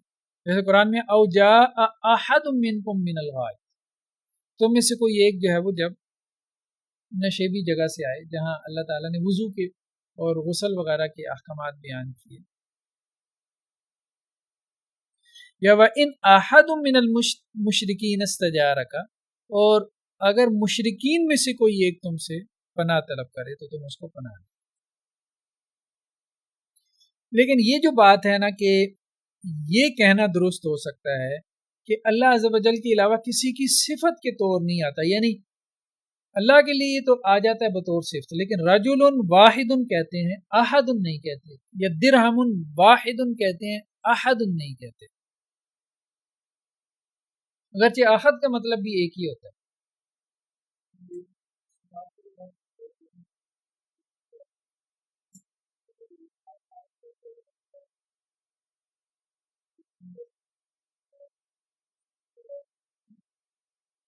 بعض لوگوں نے یہ بھی اس لیے کہا ہے کہ واحد وہ ہے جس کے بعد اسنان ہے، اور احد وہ ہے کہ جس کے بعد اسنان نہیں ہے، یعنی کوئی گنتی ہے ہی نہیں۔ واحد اصل میں گنتی میں بھی تو پہلے نمبر پہ ہے نا، واحد پھر اسنان پھر ثلاثہ، تو واحد کے بعد اسنان کا تصور ہے، اور احد جہاں سے شروع ہوا وہیں ختم ہوا، دو احد کے بعد، احد تو گنتی کا حصہ ہی نہیں ہے۔ واحد ایک کو بھی کہہ دیتے ہیں، جیسے رجل واحد، یہاں پہ اسی ایک کے معنی میں ہے نا، زجرۃ واحدہ، ایک ہی ڈانٹ ہوگی۔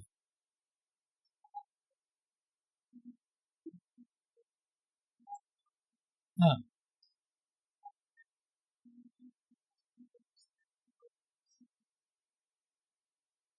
یہ بات درست ہے، یہ بات درست ہے۔ جیسے دیکھیں نا، بعض نے یہ فرق کیا ہے کہ واحد اس بات میں اور احد نفی میں استعمال ہوتا ہے، یہ احد ہے۔ واحد عموماً اس بات میں اور احد نفی میں استعمال ہوتا ہے اور عموم کا فائدہ دیتا ہے۔ جیسے آپ نے کہنا ہو کہ میں نے ایک آدمی دیکھا تو رأیت رجلا واحدا، میں نے ایک بندہ دیکھا، اور میں نے کسی کو نہیں دیکھا، ما رأیت واحدا نہیں کہیں گے، احدا کہیں گے۔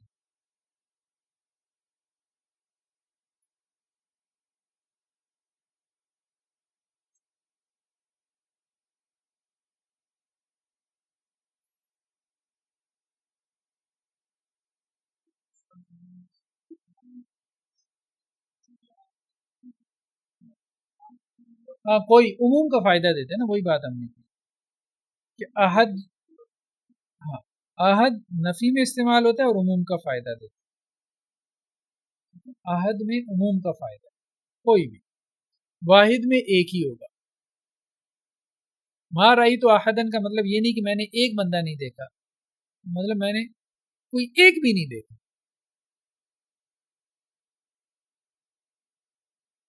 کوئی ایک۔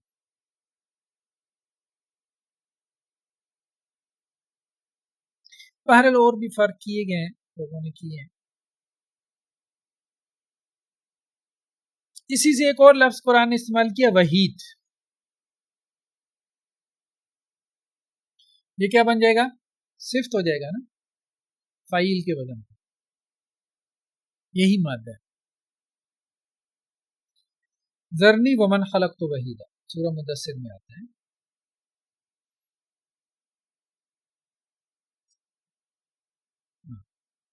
کہ مجھے چھوڑ دیں اور جس کو میں نے اکیلا پیدا کیا۔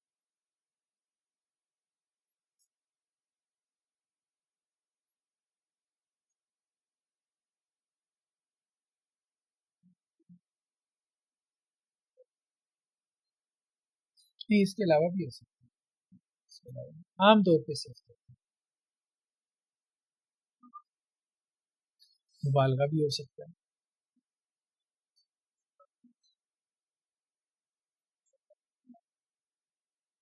نہیں ضروری نہیں ہے، ضروری نہیں ہے، چیزیں اس میں انٹر لنک بھی کرتی ہیں۔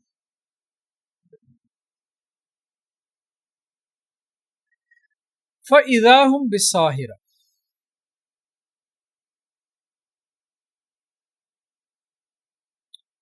پس اچانک، یہ اس کو کہتے ہیں اذا فجائیہ، اذا جو فجائیہ، اچانک کا مفہوم ہے، ایٹ ونس، اچانک۔ فَإِذَا هُمْ، پس اچانک وہ، یعنی سب کے سب، بِالسَّاهِرَةِ، کھلے میدان میں ہوں گے. وہ تو تعجب کر رہے ہیں نا کہ ہمیں کیا دوبارہ قبروں سے اٹھایا جائے گا جبکہ ہم بوسیدہ ہڈیاں ہو جائیں گے؟ تو یہ تو بڑی خسارے والی بات ہو جائے گی اگر ایسا ہوا. تو کہا جائے گا کہ وہ جو قیامت ہے وہ ایک زور کی ڈانٹ ہوگی، یعنی اسرافیل علیہ السلام کا پھونکنا. تو وہ سب کے سب اچانک جو ہے وہ قبروں سے نکل کے میدان حشر میں کھڑے ہو گئے ہیں. یہ مراد. سین ہا رام آتا ہے ساحرہ اسم الفائل کا سین.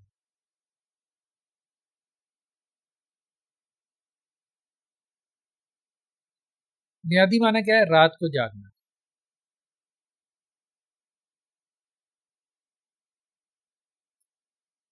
اور ساحرہ اس زمین کو کہتے ہیں جس پہ لوگ کثرت سے چلے. اسی سے امام راغب نے ایک بات بنا دی. اب بعض جگہ پہ لگتا ہے کہ بات بنائی ہے، وہ ایک بنیادی معنی کے ساتھ نا، ایک بنیادی معنی طے کرتے ہیں نا، پھر اس کے ساتھ ہر لفظ کو جوڑتے ہیں. کیونکہ جب جس زمین پہ کثرت سے چلیں تو مطلب یہ ہے کہ وہ ہر وقت بیدار رہے گی.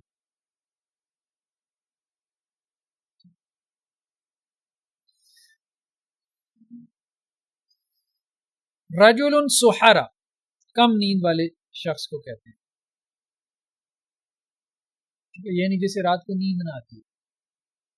وہی بنیادی معنی جو ہے وہ رات کو جاگنا. رات کو ساحور چاند کو کہتے ہیں. چاند کو بھی کس معنی میں؟ وہ بھی رات کو نکلتا ہے، یعنی اس کی بھی بیداری رات کو ہوتی ہے. تو بنیادی معنی رات کو جاگنا ہے. تو ساحرہ جو ہے وہ زمین کے لیے، اس زمین کے لیے جس پہ لوگ کثرت سے چلیں. تو کثرت سے چلنے کی وجہ سے وہ ایسی ہے جیسے وہ بیدار ہے، دن ہو یا رات ہو وہ بیدار.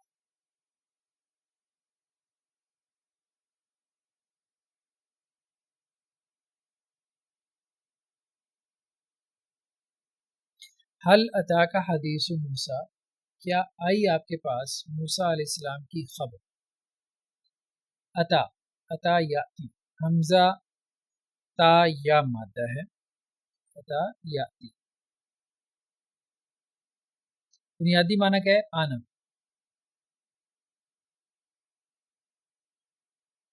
عطا امر اللہ، اللہ کا حکم آ گیا. با کی صلہ کے ساتھ اس کا معنی کیا ہے؟ لانا. یعنی با کی صلہ کے ساتھ یہ کیا ہو جائے گا؟ متعدی ہو جائے گا. آنا تو لازمی معنی ہے نا، آنا، اور لانا جو ہے وہ متعدی معنی. فَلَنَأْتِيَنَّهُمْ بِجُنُودٍ لَا قِبَلَ لَهُمْ بِهَا، ہم ان کے پاس لائیں گے. بجنود، اصل میں تو جنود ہے نا، جندن کی جمع جنود، لشکر. تو یہ با کی وجہ سے آنے کے بجائے کیا ہو جائے گا؟ لانا. ہم لائیں گے ان کے پاس ایسے لشکر، یا ہم ان کے پاس ایسے لشکروں کے ساتھ آئیں گے. یہ بھی ترجمہ کر دیا جاتا ہے لیکن زیادہ بہتر یہی ہے کہ لانے کے مفہوم میں کیا ہے، معنی تو ایک ہی بن جاتا ہے.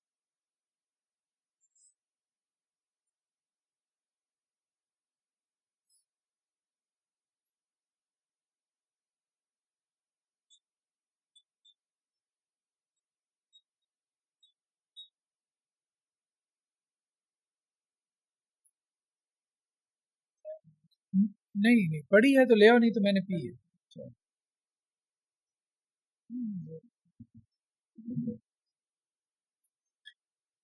تو لانا با کے صلہ کے ساتھ، کیونکہ جو ثلاثی مجرد میں لازم ہوتا ہے با کی صلہ کے ساتھ، پریپوزیشن کے ساتھ وہ متعدی ہو جاتا ہے، وہ فعل وہ بات.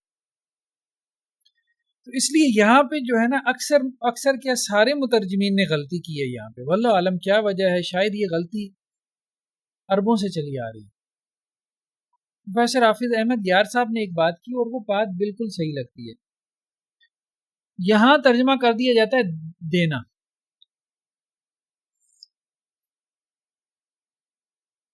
کہ اہل جنت کو دیے جائیں گے.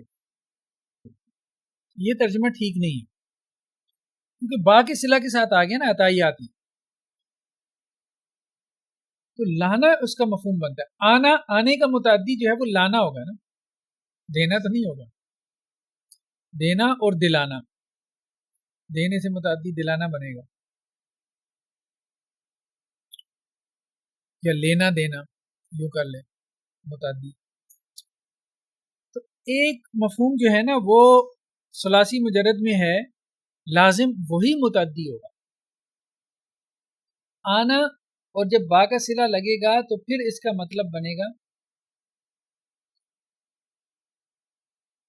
لانا. تو فَلَنَأْتِيَنَّهُمْ جیسے یہاں پہ ہے نا، ہم ان کے پاس لشکر لے کے آئیں گے. تو وہ اتوب ہی، اور وہ لائے جائیں گے اس کے پاس، یعنی اس رزق کے پاس وہ لائے جائیں گے، یعنی اہل جنت اس رزق کے پاس لائے جائیں گے اس حال میں کہ وہ رزق ملتا جلتا ہوگا. یہ نہیں کہ اہل جنت کو وہ رزق دیا جائے گا، وہ جو دیا جانا ہے نا وہ ہے باب افعال سے. آتا یؤتی ایتا و آتوا الزکاۃ، اور زکوٰۃ دو. ایتائی زکوٰۃ وہ باب افعال ہے، یہ باب افعال نہیں ہے، یہ ثلاثی مجرد ہے. عطا یاتی،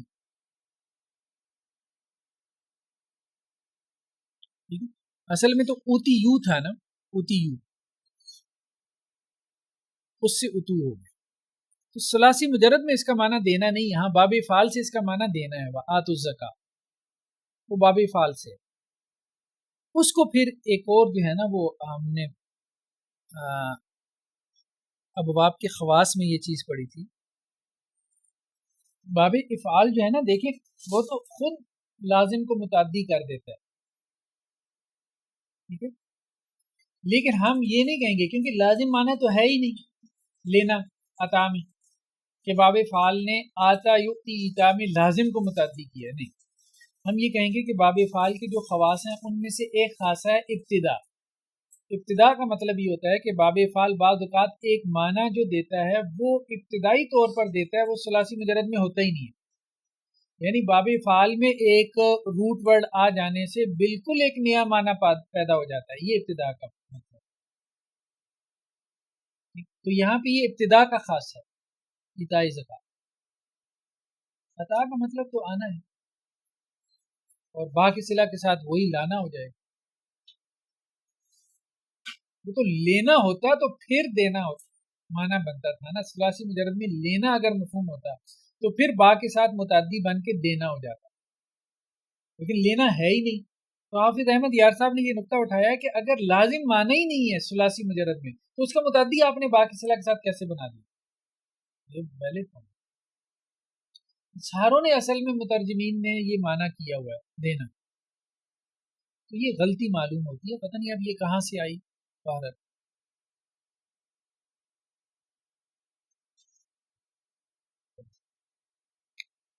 مَأْتِیَّ کا لفظ قرآن نے استعمال کیا، عطا یاتی سے، اسی سے اس میں مفعول ہے.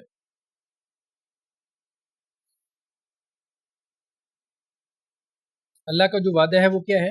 مَأْتِیَّ، لیکن یہ اسم الفاعل کے معنی میں، آتیہ کے معنی میں، آنے والا. مفعول اس لیے استعمال کیا کہ ایسے سمجھو جیسے وہ آ گیا، اللہ کا وعدہ آ کے رہنا.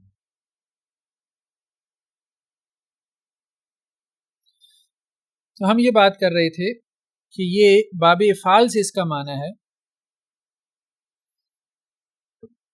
دینا. جیسے ولا یحل لکم ان تاخذوا مما آتیتموہم، اور تمہارے لیے حلال نہیں ہے کہ تم ان سے لو اس میں سے جو تم نے ان کو دیا ہو. آتیتموہم باب افعال سے، وہاں اس کا معنی دینا، ثلاثی مجرد میں نہیں. یہ اتو جو ہے ثلاثی مجرد ہے باب افعال میں. ولم یؤت سعۃ من المال، بنی اسرائیل نے جو ہے نا وہ کیا تھا نا، اپنا اعتراض کیا تھا نا، جن کو ان کا بادشاہ بنایا گیا تھا، کیا نام تھا بالکل ذہن سے اتر گیا. ہاں، حضرت طالب.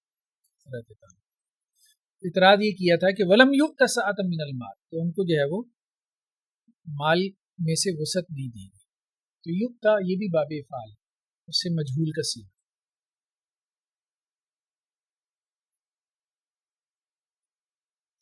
اب ایک مسئلہ یہ پیدا ہوا کہ عطا اور جہاں میں کیا فرق ہے.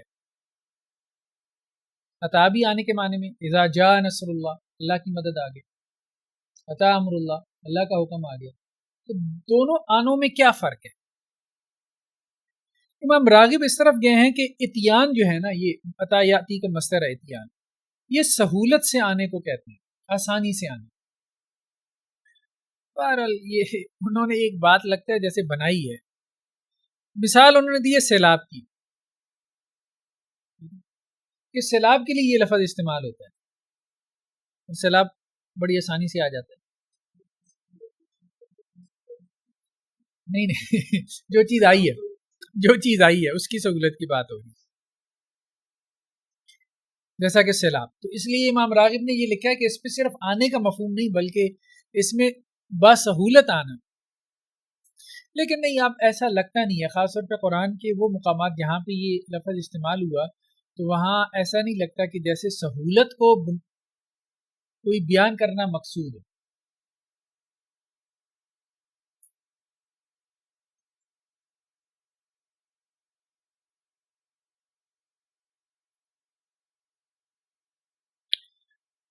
دوسرا کیا ہے کہ قرآن میں دو لفظ استعمال ہوئی ہے، ایک تو یہ آتینا اور ایک اوتو الکتاب، جیسے قرآن میں ہے، ٹھیک ہے، اور آتینا بھی بہت زیادہ ہے، اللہ تعالیٰ کہتے ہیں ہم نے ان کو دیا، کہیں پہ کہا کہ ان کو دی گئی کتاب، دی تو اللہ نہیں ہے، اللہ تعالیٰ یہ بھی کہہ سکتے ہیں جن کو ہم نے کتاب دی، لیکن اللہ تعالیٰ کہتے ہیں ان کو دی گئی کتاب۔ اس میں بھی فرق کیا گیا ہے کہ اللہ تعالیٰ یہ جو معروف اور مجہول استعمال کرتے ہیں اس میں کیا فرق ہے۔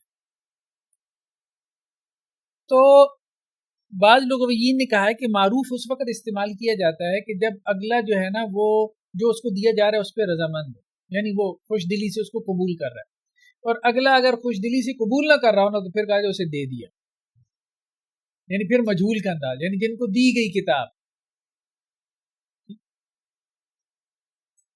مطلب وہ اس پہ خوش نہیں تھے کہ کوئی ان کے اوپر احکامات کا بوجھ جو ہے نا، وہ کتاب کو وہ احکامات کا بوجھ ہی سمجھ رہے تھے نا یہود النصارہ، اسی لیے تو انہوں نے تورات سے جان چھڑا لی، نصرانیوں نے تو ویسے ہی جان چھڑا لی، شریعت کو معطل کر دیا سینٹ پال نے۔ تو آتینا کا لفظ اوتو سے زیادہ بلیغ ہے، ٹھیک ہے، کیونکہ آتینا میں اگلے کی رضامندی ہوتی ہے، اوتو میں رضامندی ضروری ہے۔ دوسرا یہ ہے کہ ایتا اور ایتا میں کیا فرق ہے۔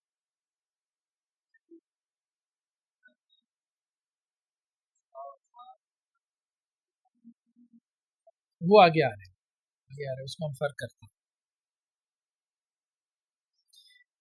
دوسرا یہ کہ ایتا اور اعطا، آتا یوتی ایتا، عطا اردو میں بھی ہم لفظ استعمال کرتے ہیں عین قا سے، اس میں کیا فرق ہے؟ تو ایتا کا لفظ قرآن نے عموماً صدقے کی مد میں استعمال کیا اور دوسرے کو تحفے کی مد میں، جیسے ایتائے زکاۃ و آت الزکاۃ، اور اعطا عموماً عطیہ، تحفے کی مد میں۔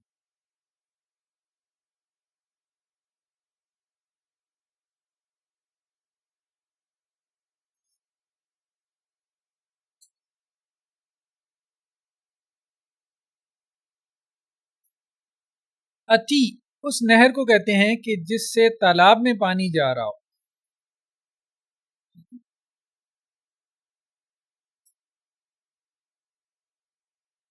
اور اس سے مراد وہ سیلاب بھی ہے جو دوسرے شہر سے آپ کے شہر میں آئے، کوئی آسانی کا مفہوم نہیں ہے، یعنی لغت میں جب آپ اس کے مفردات نکالتے ہیں تو ان میں آنے کا مفہوم تو ہے، ٹھیک ہے، جیسے نہر سے پانی تالاب میں آ رہا ہے، ایک شہر سے دوسرے شہر میں پانی آ رہا ہے، ٹھیک ہے، اس کو اتی کہتے ہیں، وہی مادہ ہے، آنے کا مفہوم تو ہے، لیکن بآسانی آنا یہ لغت کے ہمیں اس میں مفردات میں نہیں ملتا یا استعمالات میں نہیں ملتا۔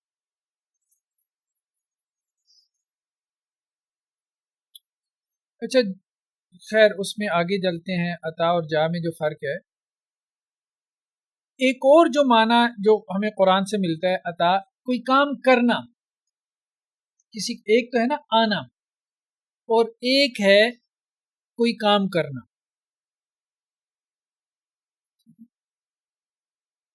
لا تحسبن الذین یفرحون بما اتوا، نہ گمان کریں وہ لوگ، نہ آپ گمان کریں ان لوگوں کو جو خوش ہوتے ہیں بما اتوا، اس پر جو انہوں نے اتوا کیا، یہ عطا سے ہے، ماضی کا صیغہ ہے نا، جمع مذکر غائب، عطا سے کرنے کے معنی میں، یعنی یہ تو نہیں نہ ہو سکتا کہ آپ نہ گمان کریں ان کو جو خوش ہوتے ہیں اس پر جو وہ آئے، آنے کا کرنے کے معنی میں بھی یہ آتا ہے، کوئی کام کرنا، یا آپ یوں کہہ سکتے ہیں اگر امام راغب کی طرح آپ نے جوڑنا اس کو بنیادی معنی سے کہ کوئی کام کرنے کے لیے وہ آگے بڑھا آیا، اس معنی میں کوئی کام کرنا، ٹھیک ہے، اس کے لیے بھی یہ لفظ استعمال ہو جاتا ہے، عطا شیء، اس نے یہ کیا، ہاں اس میں اس کا مفعول آئے،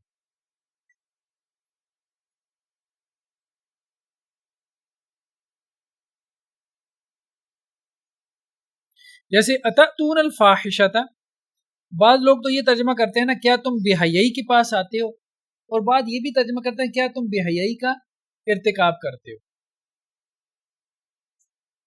یعنی وہی ارتکاب کرنے کے معنی میں، کیونکہ اس کا مفعول آ گیا نا، ولا یفلح الساحر حیث اتی، یہاں پہ بھی دونوں تراجم مل جائیں گے کہ جادوگر کامیاب نہیں ہوگا جہاں سے وہ آئے، یہ بھی، اور دوسرا ترجمہ یہ بھی کیا گیا ہے کہ جو بھی وہ کرے،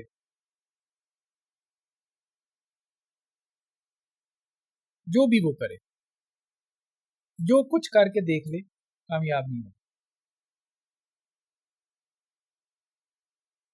عطا کا دوسرا معنی جو ہمیں قرآن میں ملتا ہے وہ کرنے کے مفہوم میں، کوئی کام کرنا،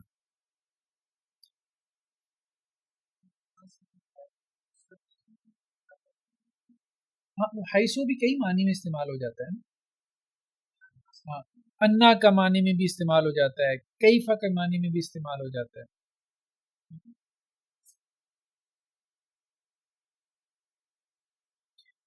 تو جا اور عطا میں کیا فرق ہے؟ بعض لوگوں نے کہا کہ پہلا عام ہے اور ماضی پر اس کا اطلاق ہوتا ہے، یعنی جا جو ہے وہ ہمیشہ ماضی کے لیے، جا وہاں استعمال ہوگا جب ایک کام ہو چکا ہے، ایک وقوع ہو چکا ہے، اس کے بارے میں جا آئے گا، فلما جاء السحرہ، پس جب آئے جادوگر، یعنی یہ کام ہو گیا نا، جادوگر، قال لهم موسیٰ، تو موسیٰ نے ان سے کہا، جبکہ عطا جو ہے اس کا اطلاق ماضی کے وقوعے پہ بھی ہوتا ہے، یعنی ماضی میں ایک ایونٹ ہو چکا، گزر چکا، اس کے بارے میں بھی عطا آ جاتا ہے، اور مستقبل کی خبر پہ بھی ہو جاتا ہے، جیسے ماضی کے بارے میں کیا مثال ہے، حالت علی الانسان حین من الدہر، کیا انسان پہ ایک زمانہ ایسا نہیں گزرا کہ وہ کوئی قابل ذکر چیز نہیں تھی، یعنی نطفہ تھا، سپم تھا، تو یہاں پہ عطا کا لفظ آیا ماضی، اور عطا امر اللہ، یہاں پہ جو ہے نا مفسرین کی ایک جماعت نے عطا جو ہے وہ مستقبل کے بارے میں، یہاں امر اللہ سے مراد اللہ کا عذاب، عطا امر اللہ، اللہ کا حکم آ چکا، یعنی یوں سمجھو عذاب آ چکا، اصل میں تو اس نے آنا ہے نا، لیکن یوں سمجھو جیسے آ چکا، تو عطا جو ہے وہ مستقبل کی خبر کے لیے بھی آ جاتا ہے، لیکن اس کو ماضی میں اس لیے بیان کرتا ہے کہ جیسے وہ مستقبل یوں سمجھو کہ جیسے ہو چکا ہے، اتنا یقینی ہے، جیسے تمہارا ماضی یقینی ہے اسی طرح سے وہ مستقبل کی خبر اس کا ہونا اتنا یقینی ہے۔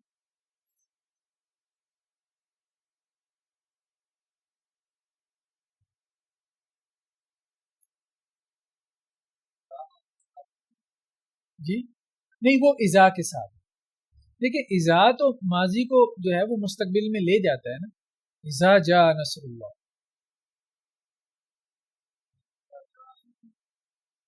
نہیں وہ کوئی نہ کوئی اس کے ساتھ لفظ ہوگا نا، حتی جاء امر اللہ، حتی آ گیا نا، ہم تو ایک عمومی بات کر رہے ہیں، دیکھیں الفاظ اپنی پریپوزیشنز کے ساتھ، حروف کے ساتھ مل کے مختلف معنی پیدا کرتے ہیں، وہ اور بحث ہے، ٹھیک ہے، ایک یہ ہے کہ لفظ جو ہے نا وہ مطلق کیا معنی پیدا کرتا ہے،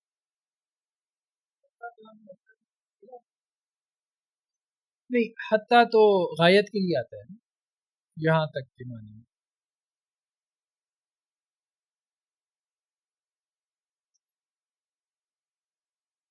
تعال کا لفظ بھی آنے کے مفہوم میں آتا ہے، تعال قرآن میں بہت زیادہ ہے، تعالو، فعل امر ہے، جمع مذکر حاضر کا صیغہ ہے، اور یہ الوف سے ہے۔ اس میں فرق یہ کیے گئے کہ اگر کسی کو بلند مقصد کی طرف بلانا ہو یا تعظیم سے بلانا ہو تو پھر اس کے لیے تعال کا لفظ استعمال، قل یا اہل الکتاب تعالوا الی کلمۃ سواء، اہل کتاب آؤ ایک ایسی بات کی طرف جو ہمارے اور تمہارے درمیان کیا ہے، مشترک ہے، اللہ کے سوا کسی کی عبادت نہیں کریں گے اور اس کے ساتھ کسی کو شریک نہیں ٹھہرائیں گے۔ یہ ایک بڑے مقصد کی طرف بلایا جاتا ہے، یعنی توحید کا مقصد۔ تو تعال الوف سے بڑے مقصد کی طرف بلانا ہو تو پھر تعال،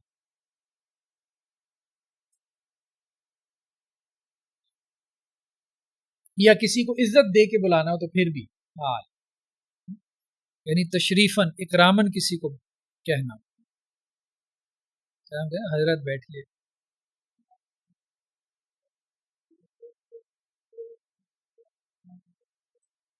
نہیں جو پڑھانا ہے وہی ساتھ لکھ رہا ہوں، یہ تو بہت لمبا کام ہے، یہ اس پہ پاسبل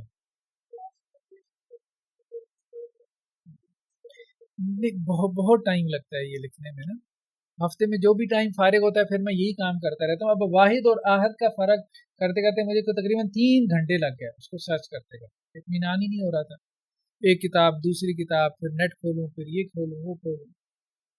مولانا مدوتی کہتے ہیں نا سورہ یوسف کے ایک لفظ کے بارے میں، کہہ رہے تھے کہ مجھے 2 ہفتے لگ گئے اس کتاب میں، بڑا ٹائم ہوتا ہے قرآن بہت ٹائم لیتا ہے اگر آپ معیاری کام کرنا چاہیں، چیزوں میں گہرائی تک پہنچنا چاہیں۔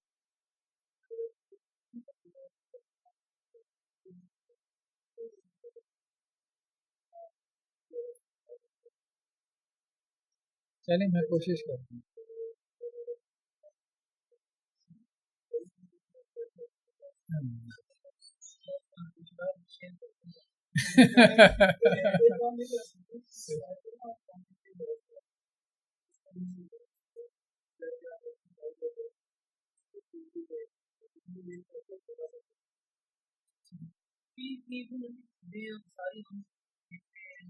نہیں یہ تو دیکھیں نا، یہ ابھی جو میں اس کو لکھ رہا ہوں اسی لیے لکھ رہا ہوں کہ اس کو ہم پبلش کریں، اور میرے ذہن میں یہ بھی ہے کہ اس کو ہم پھر سافٹ ویئر میں لے کے جائیں نا، اور سافٹ ویئر میں جب جیسے جائیں نا، یہاں پہ اب یہ میرے ذہن میں تھا کہ یہ جیسے ترجمہ کھل رہا ہے نا یہاں پہ، تو یہاں یہ لفظ کے اوپر رکھا جائے تو اس لفظ کے اوپر نا ایک ونڈو کھلے اور یہ سارا جو ہے نا ایک لفظ کے تحت جو میں نے لکھا ہے نا، ابھی میں نے اس میں اور بھی اضافے کرنا ہے، یہ سارا آ جائے وہاں پہ حوالوں کے ساتھ۔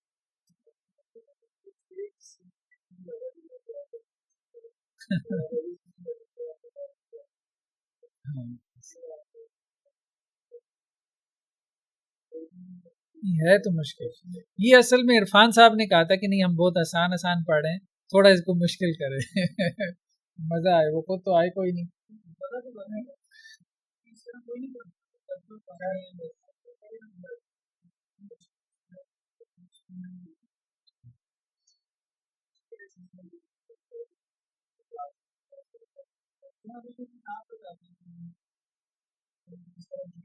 وہی جیسے بتایا نا، مفردات دے کے آ جایا کریں، مترادفات دے کے آ جایا کریں، لیکن اس میں بھی آپ کو دیکھنا پڑے گا، میں نے آپ کو مشکلات بتا دی ہیں۔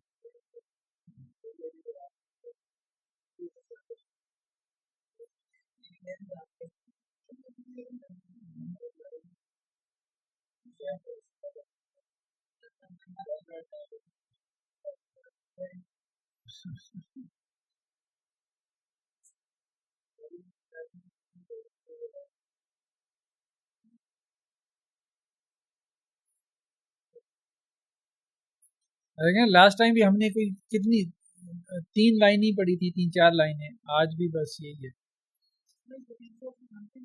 ہاں وہ کافی گہرائی میں ہے، کافی گہرائی۔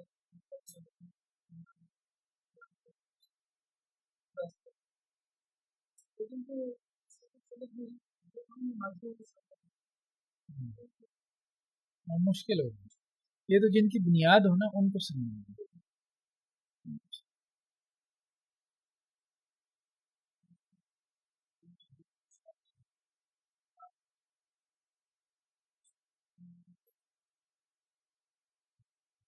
ہاں مجھول آیا نا، لیکن وہ مجھول آیا ہے با کے صلہ کے ساتھ، یہ بھی دیکھیں۔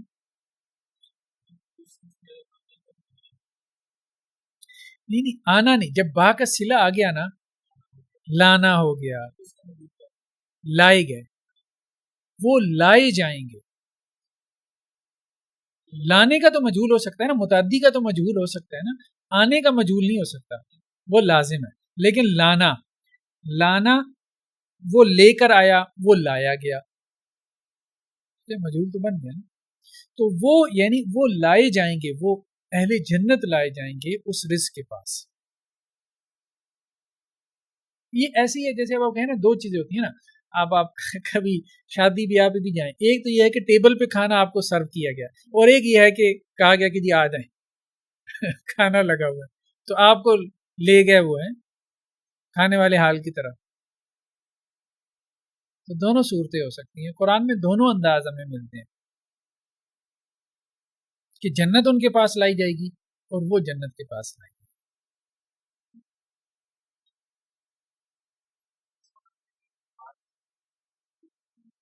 جی پھر تو لازم ہو گیا نا، پھر تو مجہول آ ہی نہیں سکتا، با کا صلہ نہیں ہوگا تو پھر تو مجہول نہیں آ سکتا نا.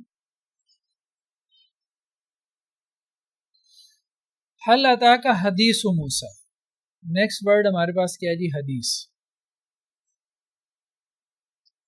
ہا دال اور سا مادہ ہے. عدم سے وجود میں آنا، یعنی ایک چیز نہیں تھی اور پھر وجود میں آ گئی، اس کو حدیث کہتے ہیں.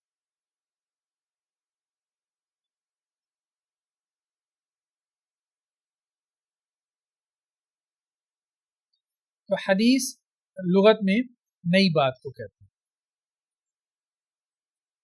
اور حوادث، حوادث زمانہ جسے ہم کہتے ہیں، نئے واقعات، نئے نئے واقعات.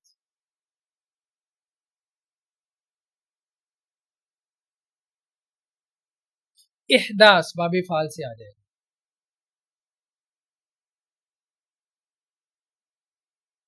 کسی شے کو وجود دینا، وہی مطلب عدم سے وجود دینا. ایک ہے نا، ایک شے کو دوسری شے سے بنانا ہے، لکڑی سے جیسے بڑائی نہیں میز بنا دیا، کرسی بنا دی، یہ احداث نہیں، عدم سے وجود. اور وہ تو اللہ کی ذات ہی دے سکتی ہے. کچھ بھی نہیں تھا اور کچھ پیدا کر دینا، جیسے اللہ نے کن کہا ہوتا ہے. تو یا پہلی مرتبہ کسی چیز کی جو پیدائش ہوتی ہے نا، وہ اسی سے پھر یہ پہلی مرتبہ کی پیدائش کے لیے استعمال ہونے لگا. تو احداث قولن بھی ہوتا ہے، جیسے حتی احدث لک منہ ذکر. حضرت موسیٰ علیہ السلام نے کہا تھا نا حضرت خضر کو، بھئی آپ نے بولنا نہیں ہے یہاں تک کہ خود میں آپ کے سامنے اس کا ذکر کروں. یعنی پہلی مرتبہ میں ہی اس بات کو کھولوں. حضرت خضر نے کہا تھا، الٹ ہو گیا حضرت خضر نے حضرت موسیٰ کو کہا. تو یہ احداث قولن ہو سکتا ہے یا پھر فعلن ہو سکتا ہے. لعل اللہ یحدث بعد ذلک امرا، شاید اللہ تعالیٰ اس کے بعد کوئی معاملہ پیدا کرتا. اور محدث یہ بھی باب افعال سے، اس میں مفعول کا صیغہ، جسے وجود دیا گیا. احداث وجود دینا، قولن وجود دینا ہو یا فعلن. اور محدث ما یأتیہم من ذکر من رب محدث، یہ ذکر کی صفت ہے. ذکر کی صفت کیا ہے؟ محدث. نہیں آتا ان کے پاس ان کے رب کی طرف سے کوئی نیا ذکر، نئی بات. یعنی جو بھی وہی نازل ہو رہی تھی وہ ان کے لیے ایک طرح سے نئی بات تھی نا، مشرکین مکہ کی بات ہو رہی تھی ان کے لیے، تو وہ ایک نئی بات تھی. وہ تو یہ کہتے تھے نا ہم نے اپنے آباء و اجداد سے یہ باتیں نہیں سنی. تو اس معنی میں اس کو محدث کہا گیا.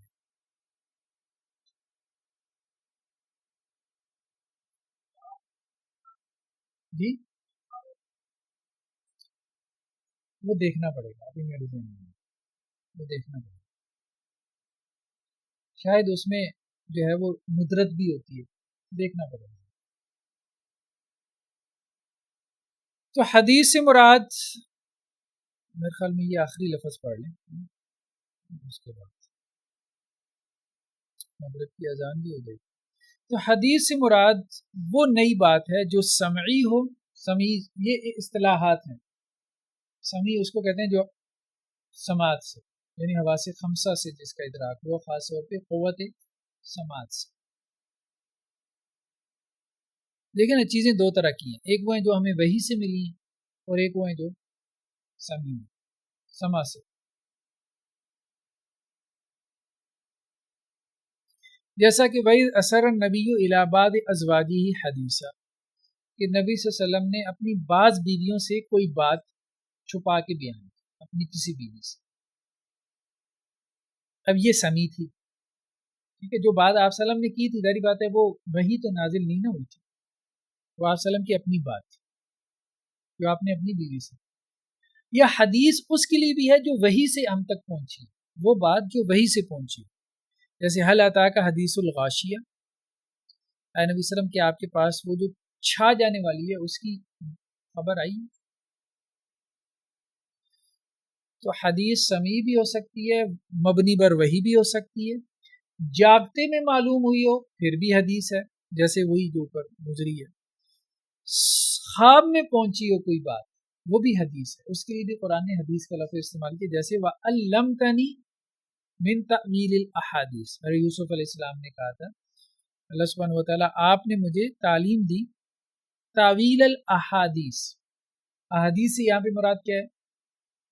خواب، یعنی خواب میں جو بات پہنچی ہو نا، خواب میں بھی تو باتیں آپ کو معلوم ہوتی ہے نا، یہ ہوا، یہ ہو رہا ہے، یہ ہوگا، ٹھیک ہے، تو ان کی تعویل یعنی ان کی تعبیر، باتوں کی تعبیر یعنی خوابوں کی تعبیر، وہ باتیں جو خواب میں پہنچی۔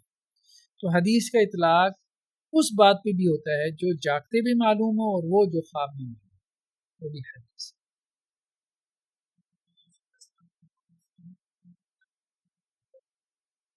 وہ بھی ٹھیک ہے، وہ بھی ٹھیک ہے،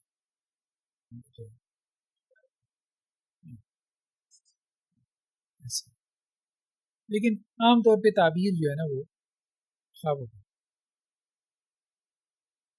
حدیث کا لفظ قرآن کے لیے بھی آیا ہے، اس کی وجہ یہ ہے کہ یہ جو آیات تھی، یہ وہی تھی، یا اس کے جو مضامین تھے، یہ مشرکین مکہ کے لیے ایک نئی بات تھی۔ سے فَلْيَأْتُوا بِحَدِيثٍ مِثْلِهِ، وہ اس جیسی کوئی بات لے کر آئیں، یعنی قرآن جیسی۔ أَفَمِنْ هَذَا الْحَدِيثِ تَعْجَبُونَ، کیا اس حدیث پہ، اس بات پہ تم تعجب کر رہے ہو، یعنی قرآن پہ۔ فَمَا لِهَٰؤُلَاءِ الْقَوْمِ لَا يَكَادُونَ يَفْقَهُونَ حَدِيثًا، اس قوم کو کیا ہو گیا ہے کہ یہ بات سمجھتے نہیں ہیں، یعنی قرآن کو سمجھتے نہیں، بات سے مراد وہی قرآن میں آئی۔ فَبِأَيِّ حَدِيثٍ بَعْدَ اللَّهِ وَآيَاتِهِ يُؤْمِنُونَ، تو اللہ کے بعد اور اللہ کی آیات کے بعد کون سی بات کے اوپر یہ ایمان لے کے ہیں؟ مَنْ أَصْدَقُ مِنَ اللَّهِ حَدِيثًا، اللہ سے زیادہ کون سچا ہے با اعتبار بات کے، اور اللہ کی بات سے مراد یہاں پہ بھی قرآن۔ اس کی جمع، حدیث کی جمع کیا ہے؟ احادیث، اور قرآن میں یہ احادیث کا لفظ اخبار کے معنی میں۔ فَجَعَلْنَاهُمْ احادیث، ہم نے ان کو کیا بنا دیا؟ بھولی بسری خبریں بنا دی۔ لیکن یہ خبریں بھی مشرکین مکہ کے لیے نئی تھی، جو پچھلی قوموں کے واقعات تھے وہ ان کے لیے تو نئی تھے، فلاں قوم کے ساتھ یہ ہوا، فلاں کے ساتھ یہ ہوا۔ تو بنیادی طور پہ جو ہے نا اس میں جو مفہوم ہے وہ نئے کا مفہوم ہے۔ پھر اب وہ حدیث ایک خاص اصطلاح بھی بن گئی، رسول اللہ صلی اللہ علیہ وسلم کی بات، وہ پھر اصطلاح میں اس معنی میں استعمال ہوتی ہے، وہ قول، وہ فعل، وہ تقریر جس کی نسبت آپ صلی اللہ علیہ وسلم کی طرف کی گئی ہے، یا وہ اوصاف خلقی، پیدائشی اوصاف ہیں، اخلاقی وصف ہیں جس کی نسبت آپ صلی اللہ علیہ وسلم کی طرف ہے، وہ حدیث ہے۔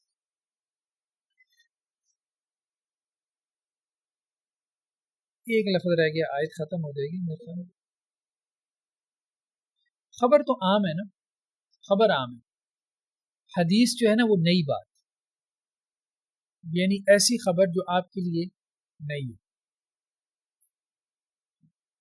جیسے وہ نیوز چینل کہتے ہیں نا پہلی مرتبہ پہلی مرتبہ ہم آپ کو بتا رہے ہیں، سب سے پہلے ہم آپ کو بتا رہے ہیں. خبر تو عام ہے، ہو سکتا ہے وہ پہلے بھی آپ تک پہنچ چکی ہو، دوبارہ اور ذرائع سے آپ تک پہنچ وہ عام. ہاں حدیث خبر کی ایک قسم کہہ سکتے ہیں، خبر کی ایک قسم، لیکن نئی خبر.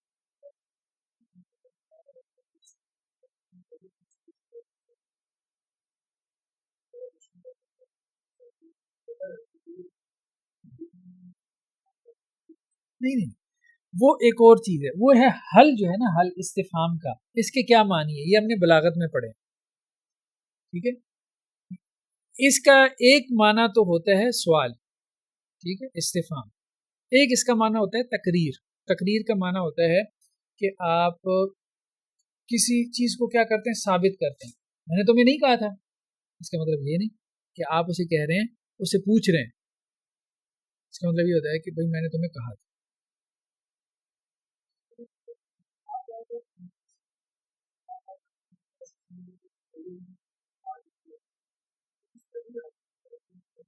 نہیں نہیں نہیں، عطا وہ جا میں ہے. جا میں یہ ہے کہ اس کا اطلاق ماضی پہ ہوتا ہے.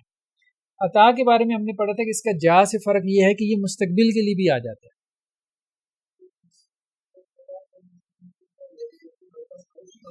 نہیں نہیں، اس کا مطلب یہ ہے کہ کیا آئی ہے تمہارے پاس موسیٰ علیہ السلام کی خبر، یعنی کیا تمہارے پاس موسیٰ علیہ السلام کی خبر نہیں آئی، مطلب آ گئی. وہ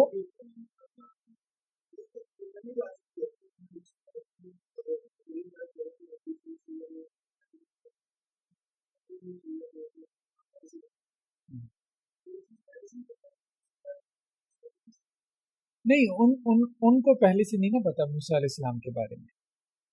وہ تو یہود کو پتہ ہے نا، یہ تو مشرکین کی بات ہو رہی، مکی قرآن ہے نا، ٹھیک ہے. تو ان کو موسیٰ علیہ السلام کی خبر نہیں. ظاہری بات، ظاہری بات، مشرکین تو بے خبر لوگ تھے نا. وہ تو کہا گیا کہ امی ہیں، ان کے پاس کوئی کتاب نہیں ہے.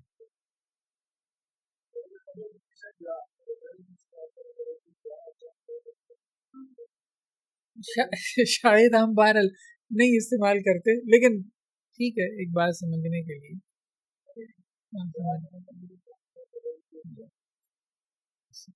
پھر یہ بھی ایک بات ذہن میں رکھیں کہ یہ چیزیں کو اس طرح سے 100%، کیونکہ یہ جو قواعد ہوتے ہیں نا یہ تو ہم نے اخذ کیے ہیں نا. تو ہاں ہمارے اخذ میں غلطی ہو سکتی ہے، ہمارے اخذ میں کہیں پہ غلطی ہو سکتی ہے کہ ہم نے اس کو صحیح طرح سے اخذ نہ کیا اور ہمارے اخذ کرنے میں کوئی کمی کوتاہی رہ گئی. اس لیے کہا جاتا ہے کہ یہ قواعد اغلبی ہوتے ہیں. اغلبی سے مراد یہ ہے کہ غالب طور پہ استعمال ہوتے ہیں. چلیں جی، سبحانک اللہم و بحمدک. جی محدث تو جو ہے نا وہ حدیث بیان کرنے والا، اور محدث اس میں مفعول ہو جائے گا نا جس سے بیان کی گئی.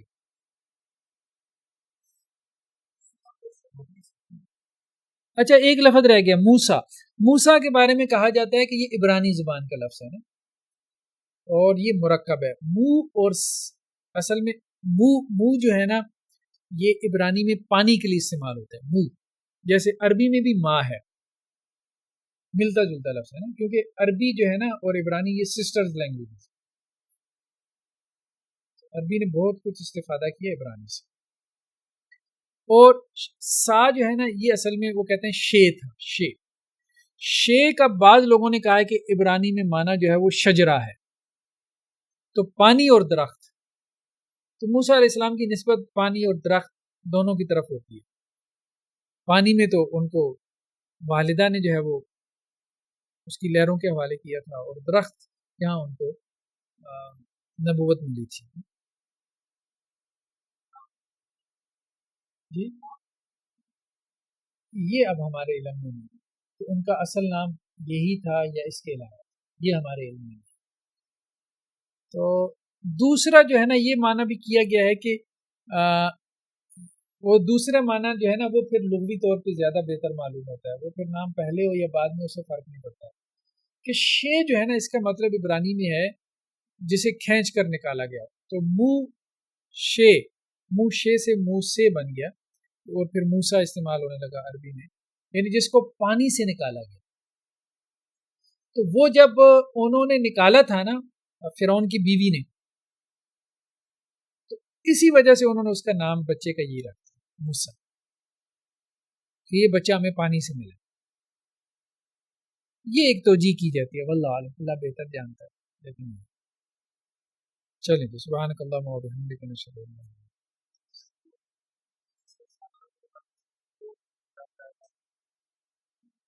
کس کا؟ ہاں وہ مسیح کا پڑھا تھا، مسیح ابن مریم. تو ماسح یمسح کا مطلب ہوتا ہے یہ زمین کو ماپنا. تو حضرت مسیح نے چونکہ سفر بہت کیا، چلتے پھرتے بہت زیادہ تھے، اس لیے وہ ان کو مسیح کہا گیا.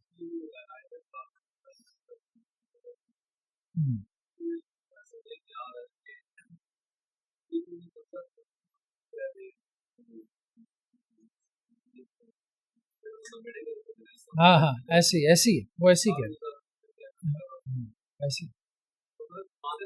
ہاں مانتے تو نہیں، لیکن وہ کہہ رہے تھے کہ اگر یہ سچ ہو گیا تو پھر تو گئے ہم، پھر تو گئے ایسے. چلیں سبحانک اللہم و بحمدک.